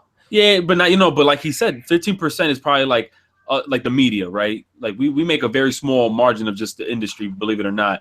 The casual guys, they'll probably pick it up if they don't own a console. I don't think any just casual gamer is gonna be like, hey, you know what? Let me get this Xbox Scorpio because it runs 4K. Some of them probably don't even know how that shit even works. But I know a lot of like even the hardcore competitive people. Look at the statistics of people that do competitive gaming on PC, right? Those people don't play in 1080p. They drop their screen to 720p to get the edge on frames per second and input lag. So even the dedicated hardcore competitive people don't give a shit about. Yeah, that's a luxury thing to me, in my opinion. The whole 4K and all that. Checks and balances, like I've been saying. This is the new buzzword right now. You know what I'm saying? 4K is a new buzzword. You know what I'm saying? Especially with the console guys now. Like it's a marketing tool for tools. Yeah, it's the new buzzword right now. All right, red zone babies. I wanna talk about real quick backwards compatibility. GTA 4, the sales has boosted 8,000%. So that's why you brought me here. You watched my video. Man, I didn't even see it. But it's been a hot topic on Twitter because I know a lot of people are running wild with this whole GTA 4 thing. Look. When it comes Can to I just say something real quick? I'm going to end it right now. GTA 4. If I only sell one game for 6 months, if I sold 20, what's my percentage growth? That's what I was about to say. Like that's the thing with percentage. You can't look at this and really because you don't know where it starts from. You don't know where it starts from. Yeah, so we don't know the base. Like, was it selling 2 copies a month before? Then it sold like all of a sudden like 400. You know what I'm trying to say? How many percent? Valid gate Tony lit, but yeah, GTA 4 trash, yo. You know. Yeah, so that's so. I never really understood those articles about like, oh, this shoots up 8,000%. Like, come on, what was it selling before? You know what I'm trying to say? Like, what was it really selling before? Like, practically maybe nothing. Who's really out here buying GTA 4 like that? You know what I'm saying? Not a damn soul. Nobody. Fuck Nico Bellic, bro. I bet it outsells Halo Wars 2 though. Oh shit. Halo. I bet you they more support that than Halo Wars 2. Okay, I'm curious. Is Halo Wars 2 will probably do okay since it's bundled? Is in a bundle. I'm pretty sure that game will touch $1 million. Not like I don't think opening it will. Yeah, but can you count it if it's been given away for free? That's not a sell. That's a loss. Just like Uncharted 4. Yeah. Well, that's what they said about Uncharted. Yeah, that's a loss. Right? That's a loss. Well, what do you mean Uncharted 4? Like the bundle? Anything you bundle that's free is a loss. You're not making any money on that game, so I don't count that in sales. Yeah. Okay. That depends because the person that's making the bundle is obviously paying the developer to have that game. If it's a first-party exclusive, then it's a loss. But if it's Sony doesn't tell GameStop, please bundle our game. That's actually a GameStop thing, isn't it? Exactly. Do they give you the physical? Is it a physical bundle or is it digital codes? Because if it's digital, then sometimes it's not physical, worth actually. What if it's digital? They It's gave only me code. It's not worth nothing. physical. They can give digital away. That's not worth nothing. Digital's not worth anything. Just lines of code. Yeah. Since we're talking about sales, Forza Horizon 3 sold 2.5 million copies. So big ups to that. The game is absolutely amazing. If you have an Xbox, you should definitely check out Forza Horizon 3. Yeah, but what are those figures from? What are those? Is that combined sales? I mean, on what platforms? Because that's on PC as well. If that's on PC and Xbox, that's bad in my opinion. You think so? Yeah, exactly. Of course it's bad. Come on, PC. Like, how much people are really using the Windows 10s? Like, no. PC, that's the thing. We gotta stop saying I already have my Scorpio Plus right now, so why not take advantage of native 4 games right now? I understand, but look, I would imagine that the bulk of these sales are coming from Xbox One. Realistically, that is true because PC guys do not like Windows 10. They will not support it at all. Zero. I'm not gonna be that guy who sits here and be like, "Oh, all these sales came from Windows 10." Wait, you know what? I'm pretty sure most of these sales came from. I'm tripping. You know what? I just realized I forgot that games are it's to play anywhere. It's play anywhere. Yeah. So I don't know if that's a good or bad thing for them. Damn. Yeah, I think that's good. I think that's good. 2.5 million. Sales shit. Yeah, if they would have added that game on Steam. If it was on Steam, it would have done much better. But it came out in September, so how is that good? Think how many months have passed since September, and it's only done 2.5 million. That's good, bro. Racing games the wait, wait, hold on. We're talking about Forza. Forza has 12. I mean 15. That's already over 6 million. Yeah, and Forza, exactly. You can't really compare that. Yeah, you can't really compare that. No, Final Fantasy is not a broad game. Come on, that's a big game versus a racer. Hold on. Forza specifically has been in the game since early Xbox days. Yeah, So, the like, original Xbox. come yeah. on, man. That's like if Gran Turismo gets only 2 million sales. I'm gonna be the same way. That's disappointing That's as fuck. staple racer. That's its flagship racer. But if we're looking at the history, like the Forza, even the Motorsport franchise, they like the most I think have ever sold was like 5 mil. But they just announced that company made over $1 billion. I don't know what other. I mean, I think that's good for a racing for Turn 10 Studios. Yeah, for sure. Yeah, I think that's the total sales of every single Forza game, right? And basically, the money they made with this game, they're probably going to come. Playground Games has that new IP they're working on. So yeah, I don't know how I feel about that. When I see that 2.5, I think that's actually not bad. I don't know if you guys say it, but I think that's not bad. Good to me. Look at the period I of think time, it's because the game is so good. I think it deserved more. Like, the game's absolutely. That 2.7. Uncharted done 2 million in weeks. Yeah, but that's a chart. I can't really. Man, we can't do that, man. No, really compare it to exclusives, man. You can't really compare the two. I know they're both exclusive. Well, then what about Gear? You know what? I don't even want to get on this subject because Uncharted doesn't have a large audience like an arcade racer does, so it should sell more. Uncharted is like the staple franchise for. You'd be surprised how many people own PlayStations don't like that game. Wait, say that whole thing again. On PS4. Remember, a lot of people didn't buy PS3, right? So they didn't play the Uncharted games. They were on Xbox. So this is the first Uncharted on PS4. So in a way, Dark Cloud's right. That whole thing again, I got confused. I feel like there's a lot of hype for Uncharted 4 when that game dropped. I feel like a lot of people were waiting to buy. You gotta that understand, game, you know like. Matter of fact, no, I don't even want to damn, because then it sounds like like Forza still like there's no excuse. You think so, eh? Forza should outsell. I'm a Forza fan. Don't get twisted. If you check my if you add digital sales, it's probably at like 3 mil, man. I think that's all the Last Guardian, right? Let's agree. The Last Guardian is a very niche title, okay? And that's doing 1 million already, and that was just in December. So if Forza's only done 2.5 million and it launched in September, that's bad. I mean, once again, I'm not trying to play. I'm gonna play devil's advocate here. I mean, it is a racing game, but still, Xbox that's like one of their biggest things. That's just like if say MLB The Show for PlayStation. You know, that should sell. And there wasn't really any other games to compete with it in September. Only FIFA. What's up? Okay, but look at all of Microsoft's other games though, like their first party games. Not all of them have been dropping like crazy sales besides like Halo 5. Look at Gears of War. I hear that says otherwise. he said Gears of War 4 is not a flop. So Gears of War 4, I think Amazon had their top 20 it's not a flop. sellers. It's not a flop. It's comparatively a flop. It's not a flop in its own right, but when you compare it to the other previous in the ones, series, right? No. This is what I'll say. For an established we're going back to it. For an established franchise, Gears of War 4 sold terribly, in my opinion. Yeah, because like I think it didn't chart in Amazon's like top 20 selling games. Like it wasn't even on the list at all. Like that's why is that then? Why do we hear so much hype about backwards compatibility games? Wait, backwards compatibility? Oh wait, what are we talking about? But why do they hype up these games that they played already on the 360 over these new releases? That? All right, so I'm going to answer that in the non-Dark Cloud way. Okay, so now be yourself, Xbox man. Make fans the podcast more interesting. All right, screw it. Xbox fans does not have the luxury to push games aside like PlayStation fans. Right now, you guys know of 15 games that's coming. That's big titles. If you type in 2017 PlayStation 4 games, there's over 70 that not every PlayStation fan is going to look at. Over 80. Yeah, I know. I'm trying to be nice. I'm trying that they have the luxury. You gotta hurt them, man. They don't have the luxury of being able to push a game to the side. Look at what's on the new Twitter list. Fallout Shelter. Yo, these dudes are holding on to every single game that they announce as if it's the only thing they have. They do not have the luxury of PlayStation fans to push aside any Ni no Kuni if it's not something great. They don't have the luxury of doing that.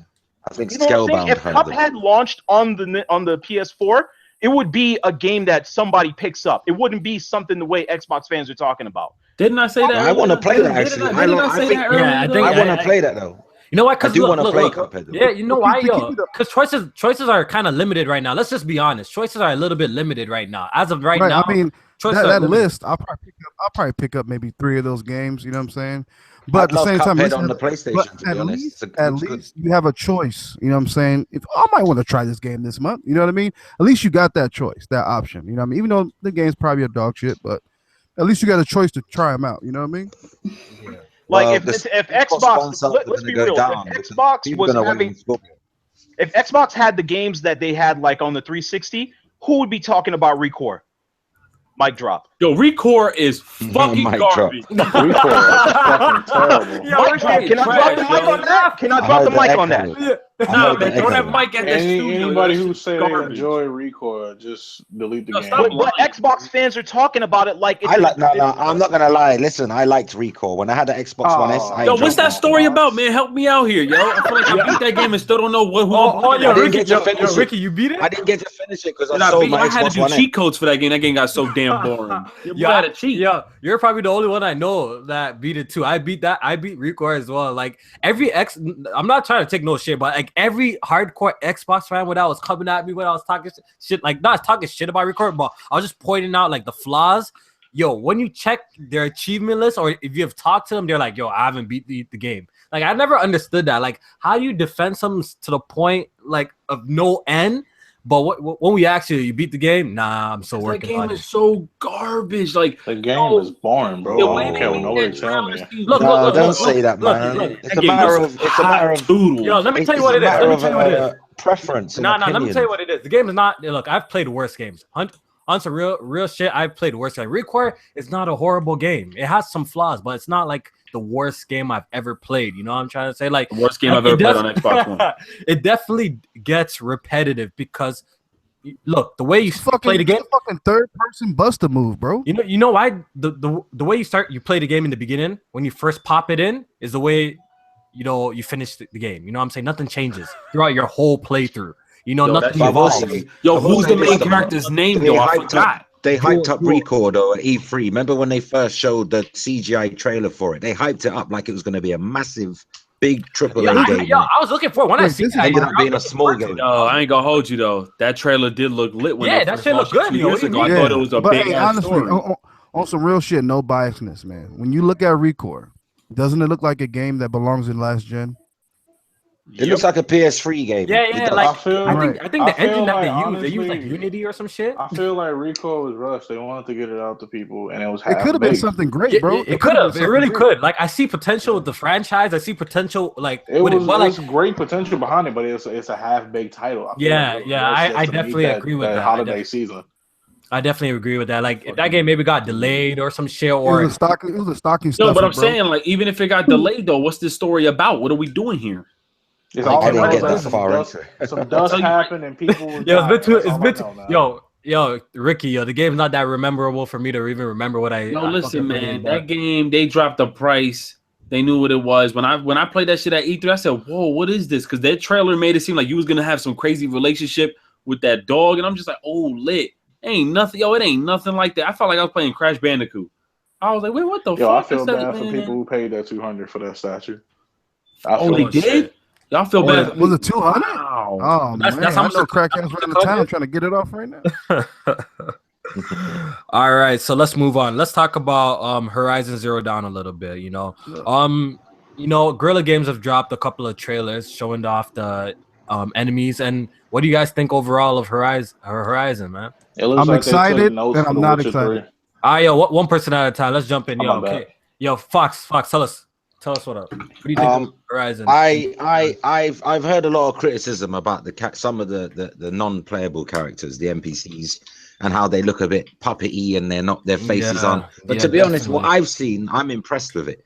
To be honest, because in every open world game, the NPCs are never as detailed as the main cast of characters. We're used to that. Everybody knows that. If you look at GTA 5, look at the crowd and people in the game, and look on Assassin's Creed. Look at the crowd and look at your character, and you will see a big difference in detail. So that doesn't bother me. And the complaints about the story and the fact that the girl talks too much. Well, to be honest, guys talk a lot in games as well, and I never hear people complaining. So I think that's a sexist thing. No, I don't know about that. At the end of the day, it's a monologue. I never heard that. Right? I'll be damned if somebody complains about that. Or I never heard that complaint. That's dumb as hell. complaining that she talks too much. There's too much monologue. But at the end of the day, right, there's a reason why she's doing a monologue, because the story gets explained to you through her thinking. But people don't get that yet. Okay. But they will when the game comes up. And another problem people are having with the game is that they're trying to say how, the story looks a bit basic. The story seems a bit, there's nothing in it, nothing captivating. But they've only seen, 30 minutes? So how can you make that distinction? And you've only seen very limited amount of gameplay. So people are jumping on this and being negative for no good real reason. I mean, I'm not saying it's a fanboy thing, but one thing I will say, mine is pre-ordered. Date. Let me jump in. Let me jump in real quick. What I think about Horizon, look, I've been pretty vocal about I'm not really a big fan of guerrilla games because I'm not really a big fan of Killzone. All they've just been making Killzone. What, Ricky? You don't agree with me? No. Killzone pretty garbage. Don't get me wrong. But I thought you meant like you're not a fan of them. Fuck Horizon. I'm like, no. I'm not a fan of Killzone. Is kind of boring. Because I just never felt Killzone. You know what I'm saying? Killzone 2 was lit, man. I've tried every single Killzone, and multiplayer. I've never really felt it. Like, it just doesn't resonate with me. So they haven't impressed you yet. I find the stories boring. The graphics always impress me. That's one thing I know that these guys are really good with, making pretty games. So when I seen Horizon Zero Dawn, I was looking at it with a side eye because it's just going to be a pretty game, just eye candy, but it's going to be like dry gameplay like I feel like Killzone is, to be quite honest. But from looking at the gameplay, the game is looking very, very promising.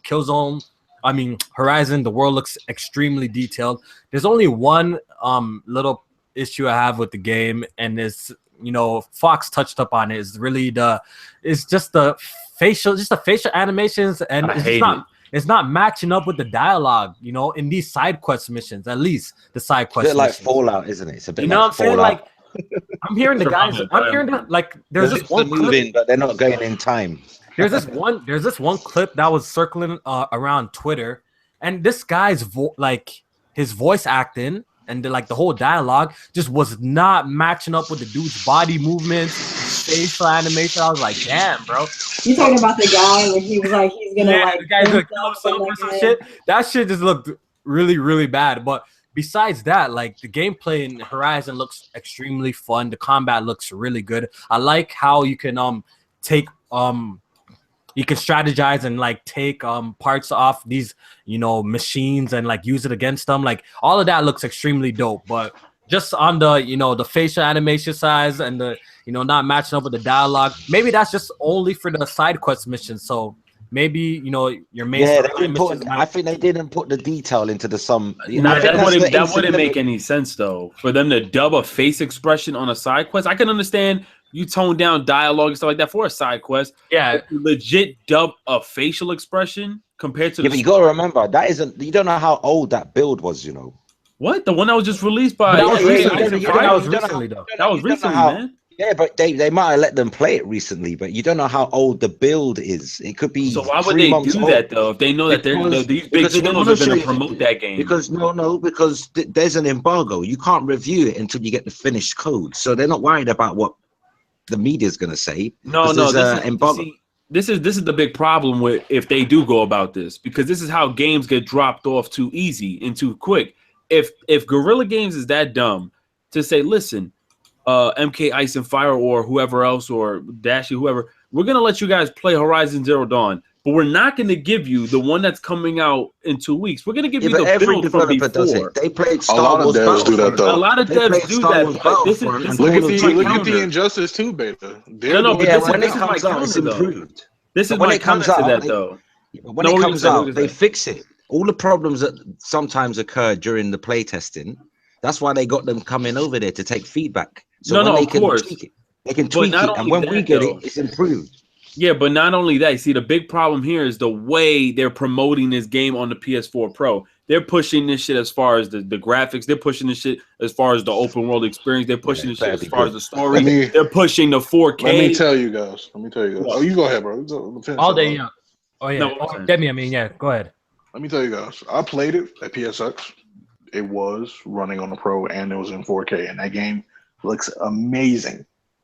This is one game I will say you have to see for yourself. You can hear the the advertisements and see them talk about 4K, but when you actually see it on a screen in front of you while you're playing it in 4K, this game looks clean. That is one beautiful ass game. I will give you that. And to cap off on Fox's point about the character expressing dialogue, I'm playing through Yakuza, and that game has some terrible faces and animation. So if it's that bad, I'm pretty much sure I can handle it. I know people are gonna nitpick about that kind of title, about that kind of thing, but we play games where a lot of isn't Witcher 3 like that too? Yeah, a lot of games. Oh, I ain't saying it's a deal breaker or anything. Don't get it twisted. No, but there's some people going out of like. See, this is the thing. Some people were going, "Oh hell no!" I even said it too. I was like, "Look, I played this shit at E3. All right, early build or not, there's no way that you're gonna change because they actually changed up how she looks from E3 to how she looked now. She actually didn't have that same kind of facial expression on face. Period. Even with her hairstyle, they actually changed it up. But to change up like how the because we just found out that this is side quest, just the dialogue looks and the face animations to completely change that all of a sudden day one, then people were like, what? There are people out there who would complain about that, as we've seen, and not buy the game because of that. But what I will say is that people shouldn't even look at it like that because of all the elements, all the features in the game. We're talking about crafting, selling items to tribes. We're talking about building up tribes. We're talking about there's so much shit in this game. I don't know why people thought. I mean, and they're trying to push a story within this game, but you have to sacrifice something. Something is going to be sacrificed. I say we should judge a game on its release. Exactly. I don't care what they show me before it's released. When it's released, then I get the real deal, the real article, and there the will real be deal. Some people to nitpick and break down certain aspects and elements of the game early, just to knock people off from buying it as well. No, because the reason why I say it, right, I've played early builds. I've been invited to play early builds before, and I thought it was close to release, and I thought this is what it was going to be. But when it released, it was all polished up, and they even took assets out and changed assets. So that NPC character, that's true. That could be a placeholder character. We don't know if he's actually going to look like that. Yeah, Fox just gave me an idea because I was actually having a discussion on Twitter about this. I've noticed that people have been pushing against betas and demos, like they don't want them. They feel like it spoils the game. How do you guys feel about betas and demos? All day, we need betas. Every game. All day demos. I Every don't game. understand why it's a bad thing to get betas. Yeah. What's the deal We with need it in that? every game. I'm sorry. Let's hear from Why all is day. it bad? Wait a minute. Why is it bad? What are the complaints? Okay. The complaints. All right. Go ahead, all day. Nah, I mean, for me, I don't really give a fuck, man. I mean, if you let me play the game early, cool. Sometimes certain games, I think the time limit on the betas and demos kind of sway me a little bit if I'm gonna pick it up or not. You know what I mean? Because like, if I play through the first level, I'll be cool. But some betas last, a weekend. You know what I'm saying? And I might get tired of it then. I might not pick it up. So, I mean, it's tit for tat, man. It's like whatever. I'll play it, but most of the time, I'll stay away. Just I want to be surprised. I think You know what I mean? I think that betas are good because, like, I know there's been a lot of complaints lately, especially with like 7th and 8th gen. Like, there's been a lot of complaints from gamers just kind of saying how games just don't seem as polished and as they don't have as much love behind them as they used to. Right, a lot of games coming out broken and all of that. So I think that if these developers and these publishers really want to try to make sure that they appeal to our sensibilities, they best get the opinions of the actual people trying to buy this joint. You know what I'm saying? So it's like, if you want to gauge like what you need to fix in your game, what could make it, be better, you need to actually put it in the hands of the people who are going to buy it. So I'm not really sure how that's a bad thing. I feel like betas and demos are good, but the oversaturation of a beta is too much. Right. What do you mean by that? Not necessarily, because look at Nioh. Look at all the beta. Nioh did as a demo in beta. Exactly. They literally took every single piece of feedback they got, and now look at the end process. Yeah, I mean, that's what I'm saying. My point stands for Honor. That game has been beta after beta after beta, and it drops tonight. I feel like I own the game already as much as betas I've been in. I'll put it like this, though. This is the thing. This is why I say I feel we need betas for every game and demos for every game. Now, this is the thing, too. we gotta stop bullshitting like when there's a beta a couple of days before release that it shit's a beta. The reason why they're classifying it as a beta is because there's still issues and bugs in the game, so therefore they're not allowed to classify it as a demo. And you can look it up. Ubisoft got in trouble for doing that shit several years ago, even with Assassin's Creed. But what I will say is that with betas and demos, yeah, I'm about to hit this train. With betas and demos, though, if I didn't. Okay. Have you ever seen that movie? You ever seen that movie, The Forgotten? Absolutely. I'll be goddamn if I waited because I wanted to be surprised and waited to play it on, like, remember back in the days, we all used to game years ago. We used to get the magazine with the disc with the. We need that. We need to see shit like that. And the reason why we don't get demos and betas a lot of the times because I feel that developers are unsure of the feedback. But then why be afraid of your product? Did the Master Chief Collection? Remember Master Chief Collection? Did it get a beta? Say it again, please. I didn't hear you. You know the Master Chief Collection on Xbox One? Ooh. Did it get a beta? It didn't. No, and look at how that performed. That's why it broke. You need betas or games will be we even do. more I broken. agree. We do. Absolutely. Yep. Damn, I forgot what I was gonna say. Drive Club didn't get a beta. Drive Club didn't get a beta. Drive Club didn't get a beta. Oh yeah, perfect example. Do you think? That's awful. But here's the problem, though. People, they want betas to try the game out. Not everybody's vocal. So that's the problem with betas. People look at it as like a quick way to try the game out if they're going to buy it. Nobody goes back and tell the developers. Not well. That's true. There's a No, you're definitely right. that goes back and tell them that stuff. For instance, you think if there was a beta or like an open beta for No Man's Sky, that game would have came out like that? It would have never came out. It would have never dropped in the first place. Yeah, because no one would have messed with it. No one I mean, all they would have to do is check Twitter. People are vocal about stuff like that on Twitter. They might not email the developers. They might not. They might just. No. He's right. No. Dark Cloud is right though. We don't have a lot of us, even including myself. We don't voice out our opinions on a lot of betas and demos, but we are content creators, and also you have other big media outlets who can be that voice when there's shit going on with these betas and demos. But still, I'm talking about as for the average consumer, because we are still at the end of the day consumers, whether we get codes for free or not. If we are given the opportunity to play a beta and a demo, I say take advantage. I sign up for because remember at one point they were doing bullshit. Oh, pre-order now for beta. When the fuck was that a thing? You had to pre-order a game in order to play the demo. Then they stopped doing that sleazy shit, and then you had to sign up online to go ahead and play their closed beta. Don't forget the Final Fantasy 15 one. Buy Type 0 to get the beta for 15. Right, man, get that bullshit. Yo, listen. I'll start doing that after this. Type 0 was a good game though. Whether if it was a good game or not, but you see the gimmick here. Yeah, I see it. There's a gimmick here, man. But I think it's important that a lot of us play betas and demos. And like I know you said, you feel like you own the game, and I feel the same way too. But they continue to put, and like I said, closed betas, and then all of a sudden there's an open beta. Listen, these are when a game is coming out within like a week or so, even a month. I don't consider that shit a beta. It's considered a beta because obviously there's still technical issues in it. So, like you're saying that the beta seem kind of more like marketing ploys instead of actually trying to keep them on the safe side. Yeah. Well, let me. He's right. If they come out too close to the release of the game, then it is a marketing thing. Because how can they fix it in time? Yeah. Let me ask you a question. What about all day? Yeah. Go ahead. What about the fuckery we see in these fucking games about game previews that are just long betas? Some games stay in game preview for about 2-3 years. You mean like Steam type shit? Oh, yeah, like early access. Early access. Like, bro, like this game's been broken since.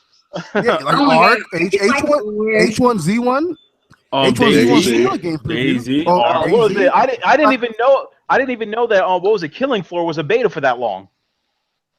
Wait, for real? Dude, it's crazy. Killing Floor 2 was a beta. Is that an excuse?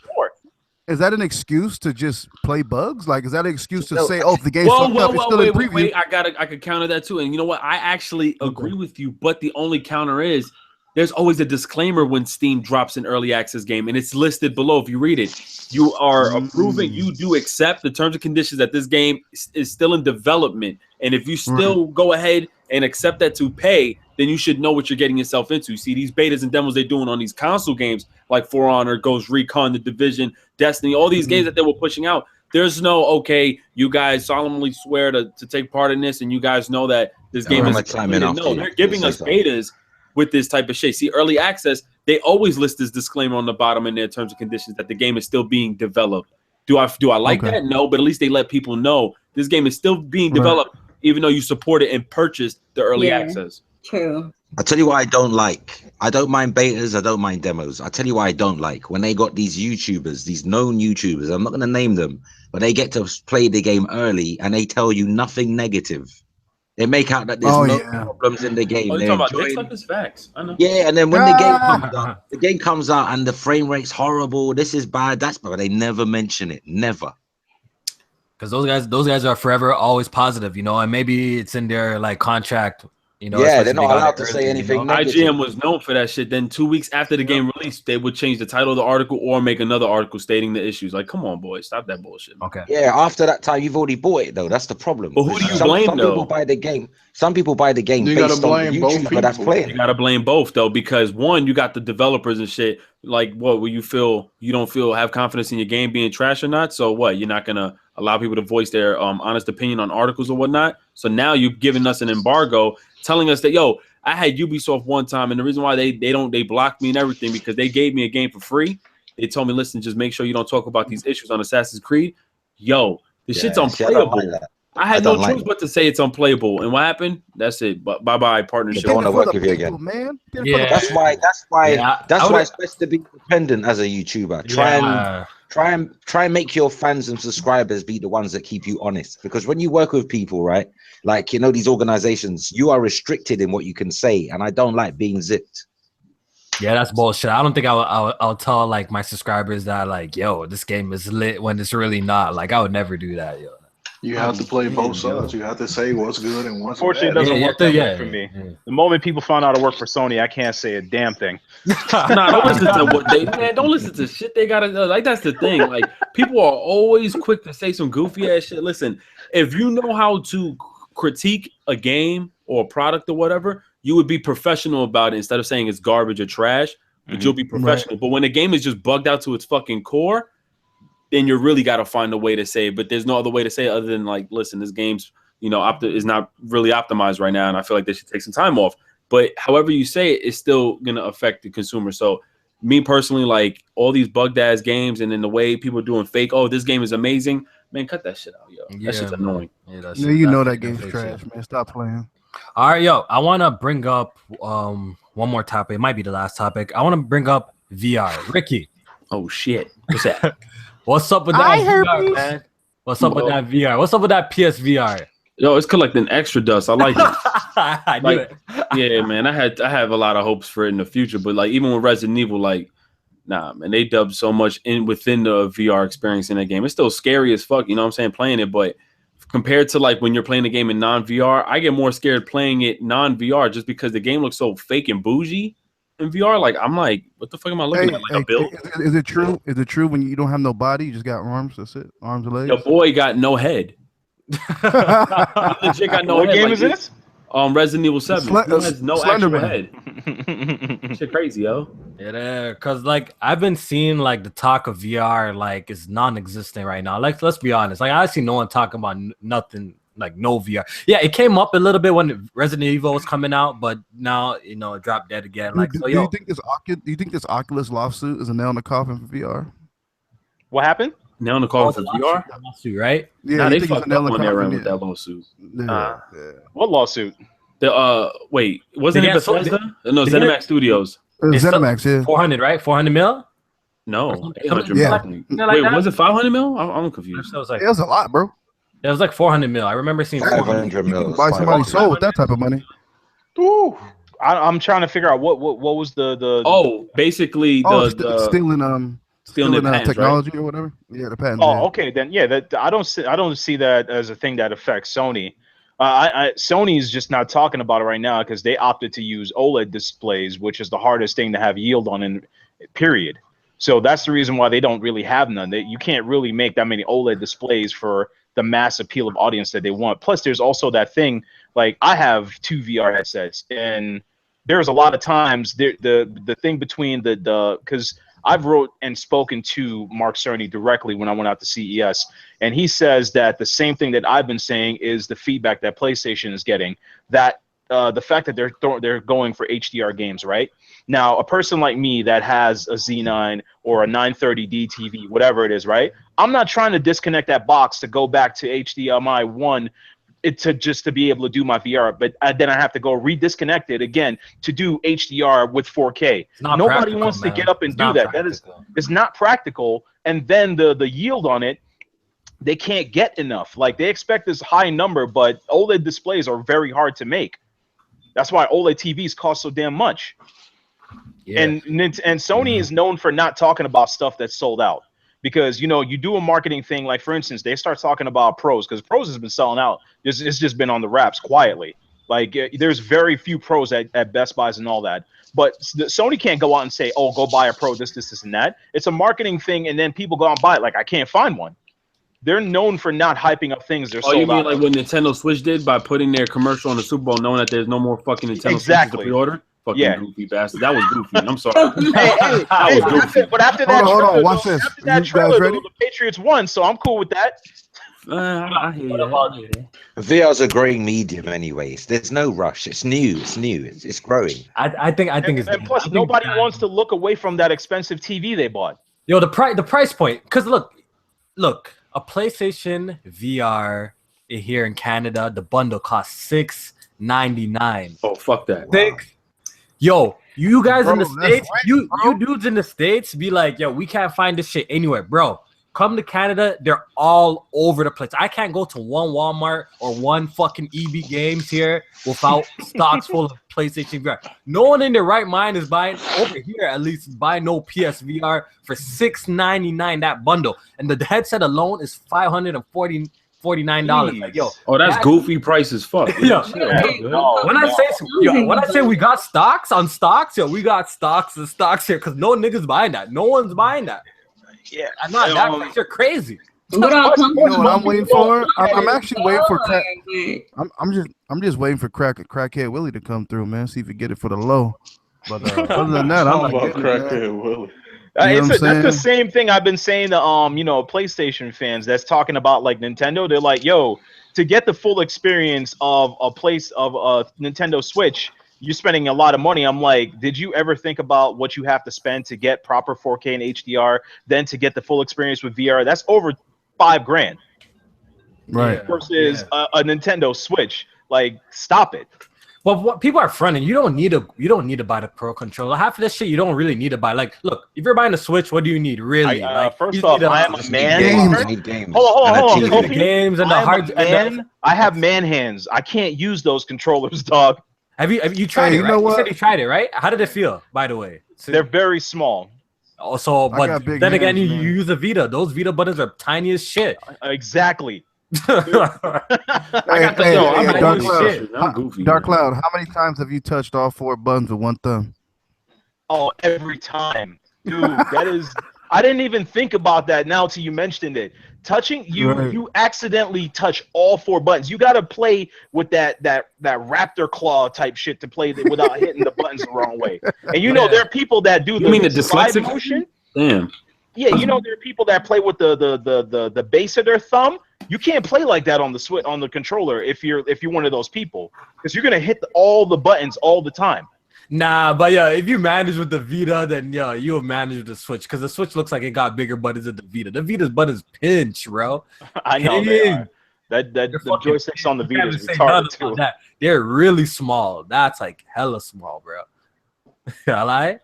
Yeah, you're not lying. But back to the VR. Not to mention that there's not a lot of games. Look at Microsoft. Microsoft took that page out of the Scorpio's whole selling tag. Go back to the Scorpio like now.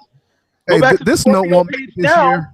And what is it? Go back to the Scorpio now and read that whole thing that they said. High fidelity VR. That's gone. Yo, they're smart. Microsoft is actually really smart for just watching the VR thing.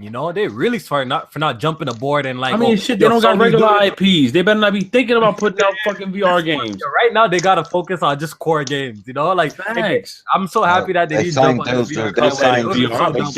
with Oculus. So I wonder how much money that's gonna affect them. Yeah, but wait, don't Facebook own Oculus? Yeah, something like that. That shit was like $5 for them when they got fined that $500 million. That shit was nothing. Yeah, that was a GG. Who? Nothing to who? That was nothing to Facebook. When they got Facebook aren't paying anything. They got off scot-free. It's going to be John McCormack Oh, then he's fucked. that the unlucky Palmer. They all got to pay 50 million each. There's like 7 of them. Oh shit! Then you know what? On that case, yeah, But Facebook aren't involved. Facebook aren't involved. They got off. It's fucked up. All right, guys. No, they got to pay individually. All right, guys. Is there anything else you guys wanted to touch up on before we wrap up the show? Any other news? Really? PAX East, baby, we out here. All right, yo. So VR. They're gonna make Valve are making VR games, so they must think VR is still relevant. They got 3 big VR games in the works. Oh yeah, didn't they do that Steam bullshit where they took away the green light now?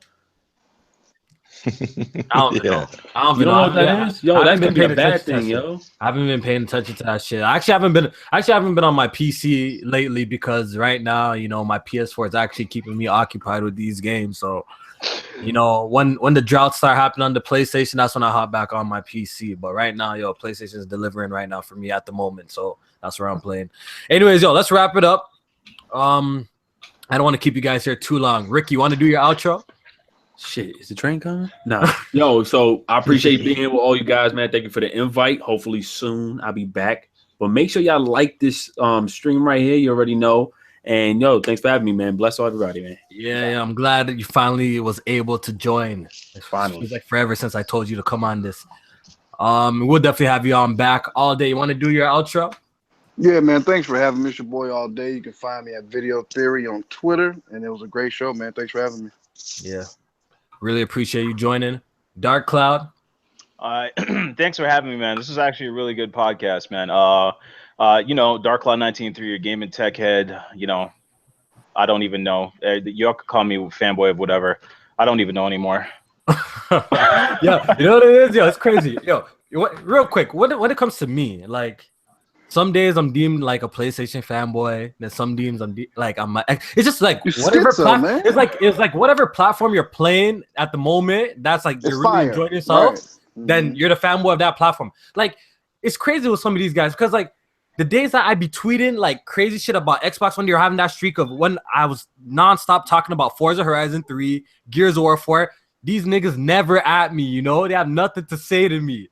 But yeah, you know, now PlayStation's having a hot streak while I'm enjoying my PlayStation. Now these niggas are trying to hit me up and this Ray Tay. So it's just like all at the moment. It's just for the moment. You know what I'm saying? Like it is because people call me the PlayStation fanboy because I work for them. But I'm like, if you jump back to my older videos, I was a part of NW Nation, the Nintendo fanboy organization. I was the side dude for Black Baron. Like, but all of a sudden now I'm a PlayStation. But is a fanboy a bad thing though? Like, what the hell? Everybody got their preference, what's the point if you're delusional and you're saying reckless shit? No, that's some goofy shit. Fans. Those are super fans. No, that's goofy shit. Cause like, I mean, we all, man, if we spending money on this shit, I'm a fanboy. Fuck this. Right. But at the same time, don't act like I can't walk in there and go buy a PS4. Like you only got it for you. Fuck yeah. True. Anyways, yo, Demi, you want to do your outro, man? Or you do your outro. Thanks for having me on, man. Hope I can come back sometime soon. Definitely a good podcast, a good show. Everybody's, level-headed. Even though we're most reckless in the podcast. But thanks for having me. Come check out the channel. Come check out the streams. Check out the reviews. Demi got reviews on YouTube, and I'm just doing my thing. And the video game her, do your outro. It's your girl Nioh, the video game her. Sorry, I'm kind of out of there. I'm a little tired. It's almost my bedtime, so I'm a little tired right now. But thank you so much for the invite. It's been a really good podcast. Lots of really good opinions, really dope discussions. So yeah, thanks. And thank you for joining. I'm sorry for keeping you on so long. I apologize. And Fox, you want to do your outro? Yeah, thanks for having me on. I appreciate the invite. This is a very rational bunch of people, very polite. Thank you for being very polite and cordial. And this didn't turn into some kind of madness, which is good.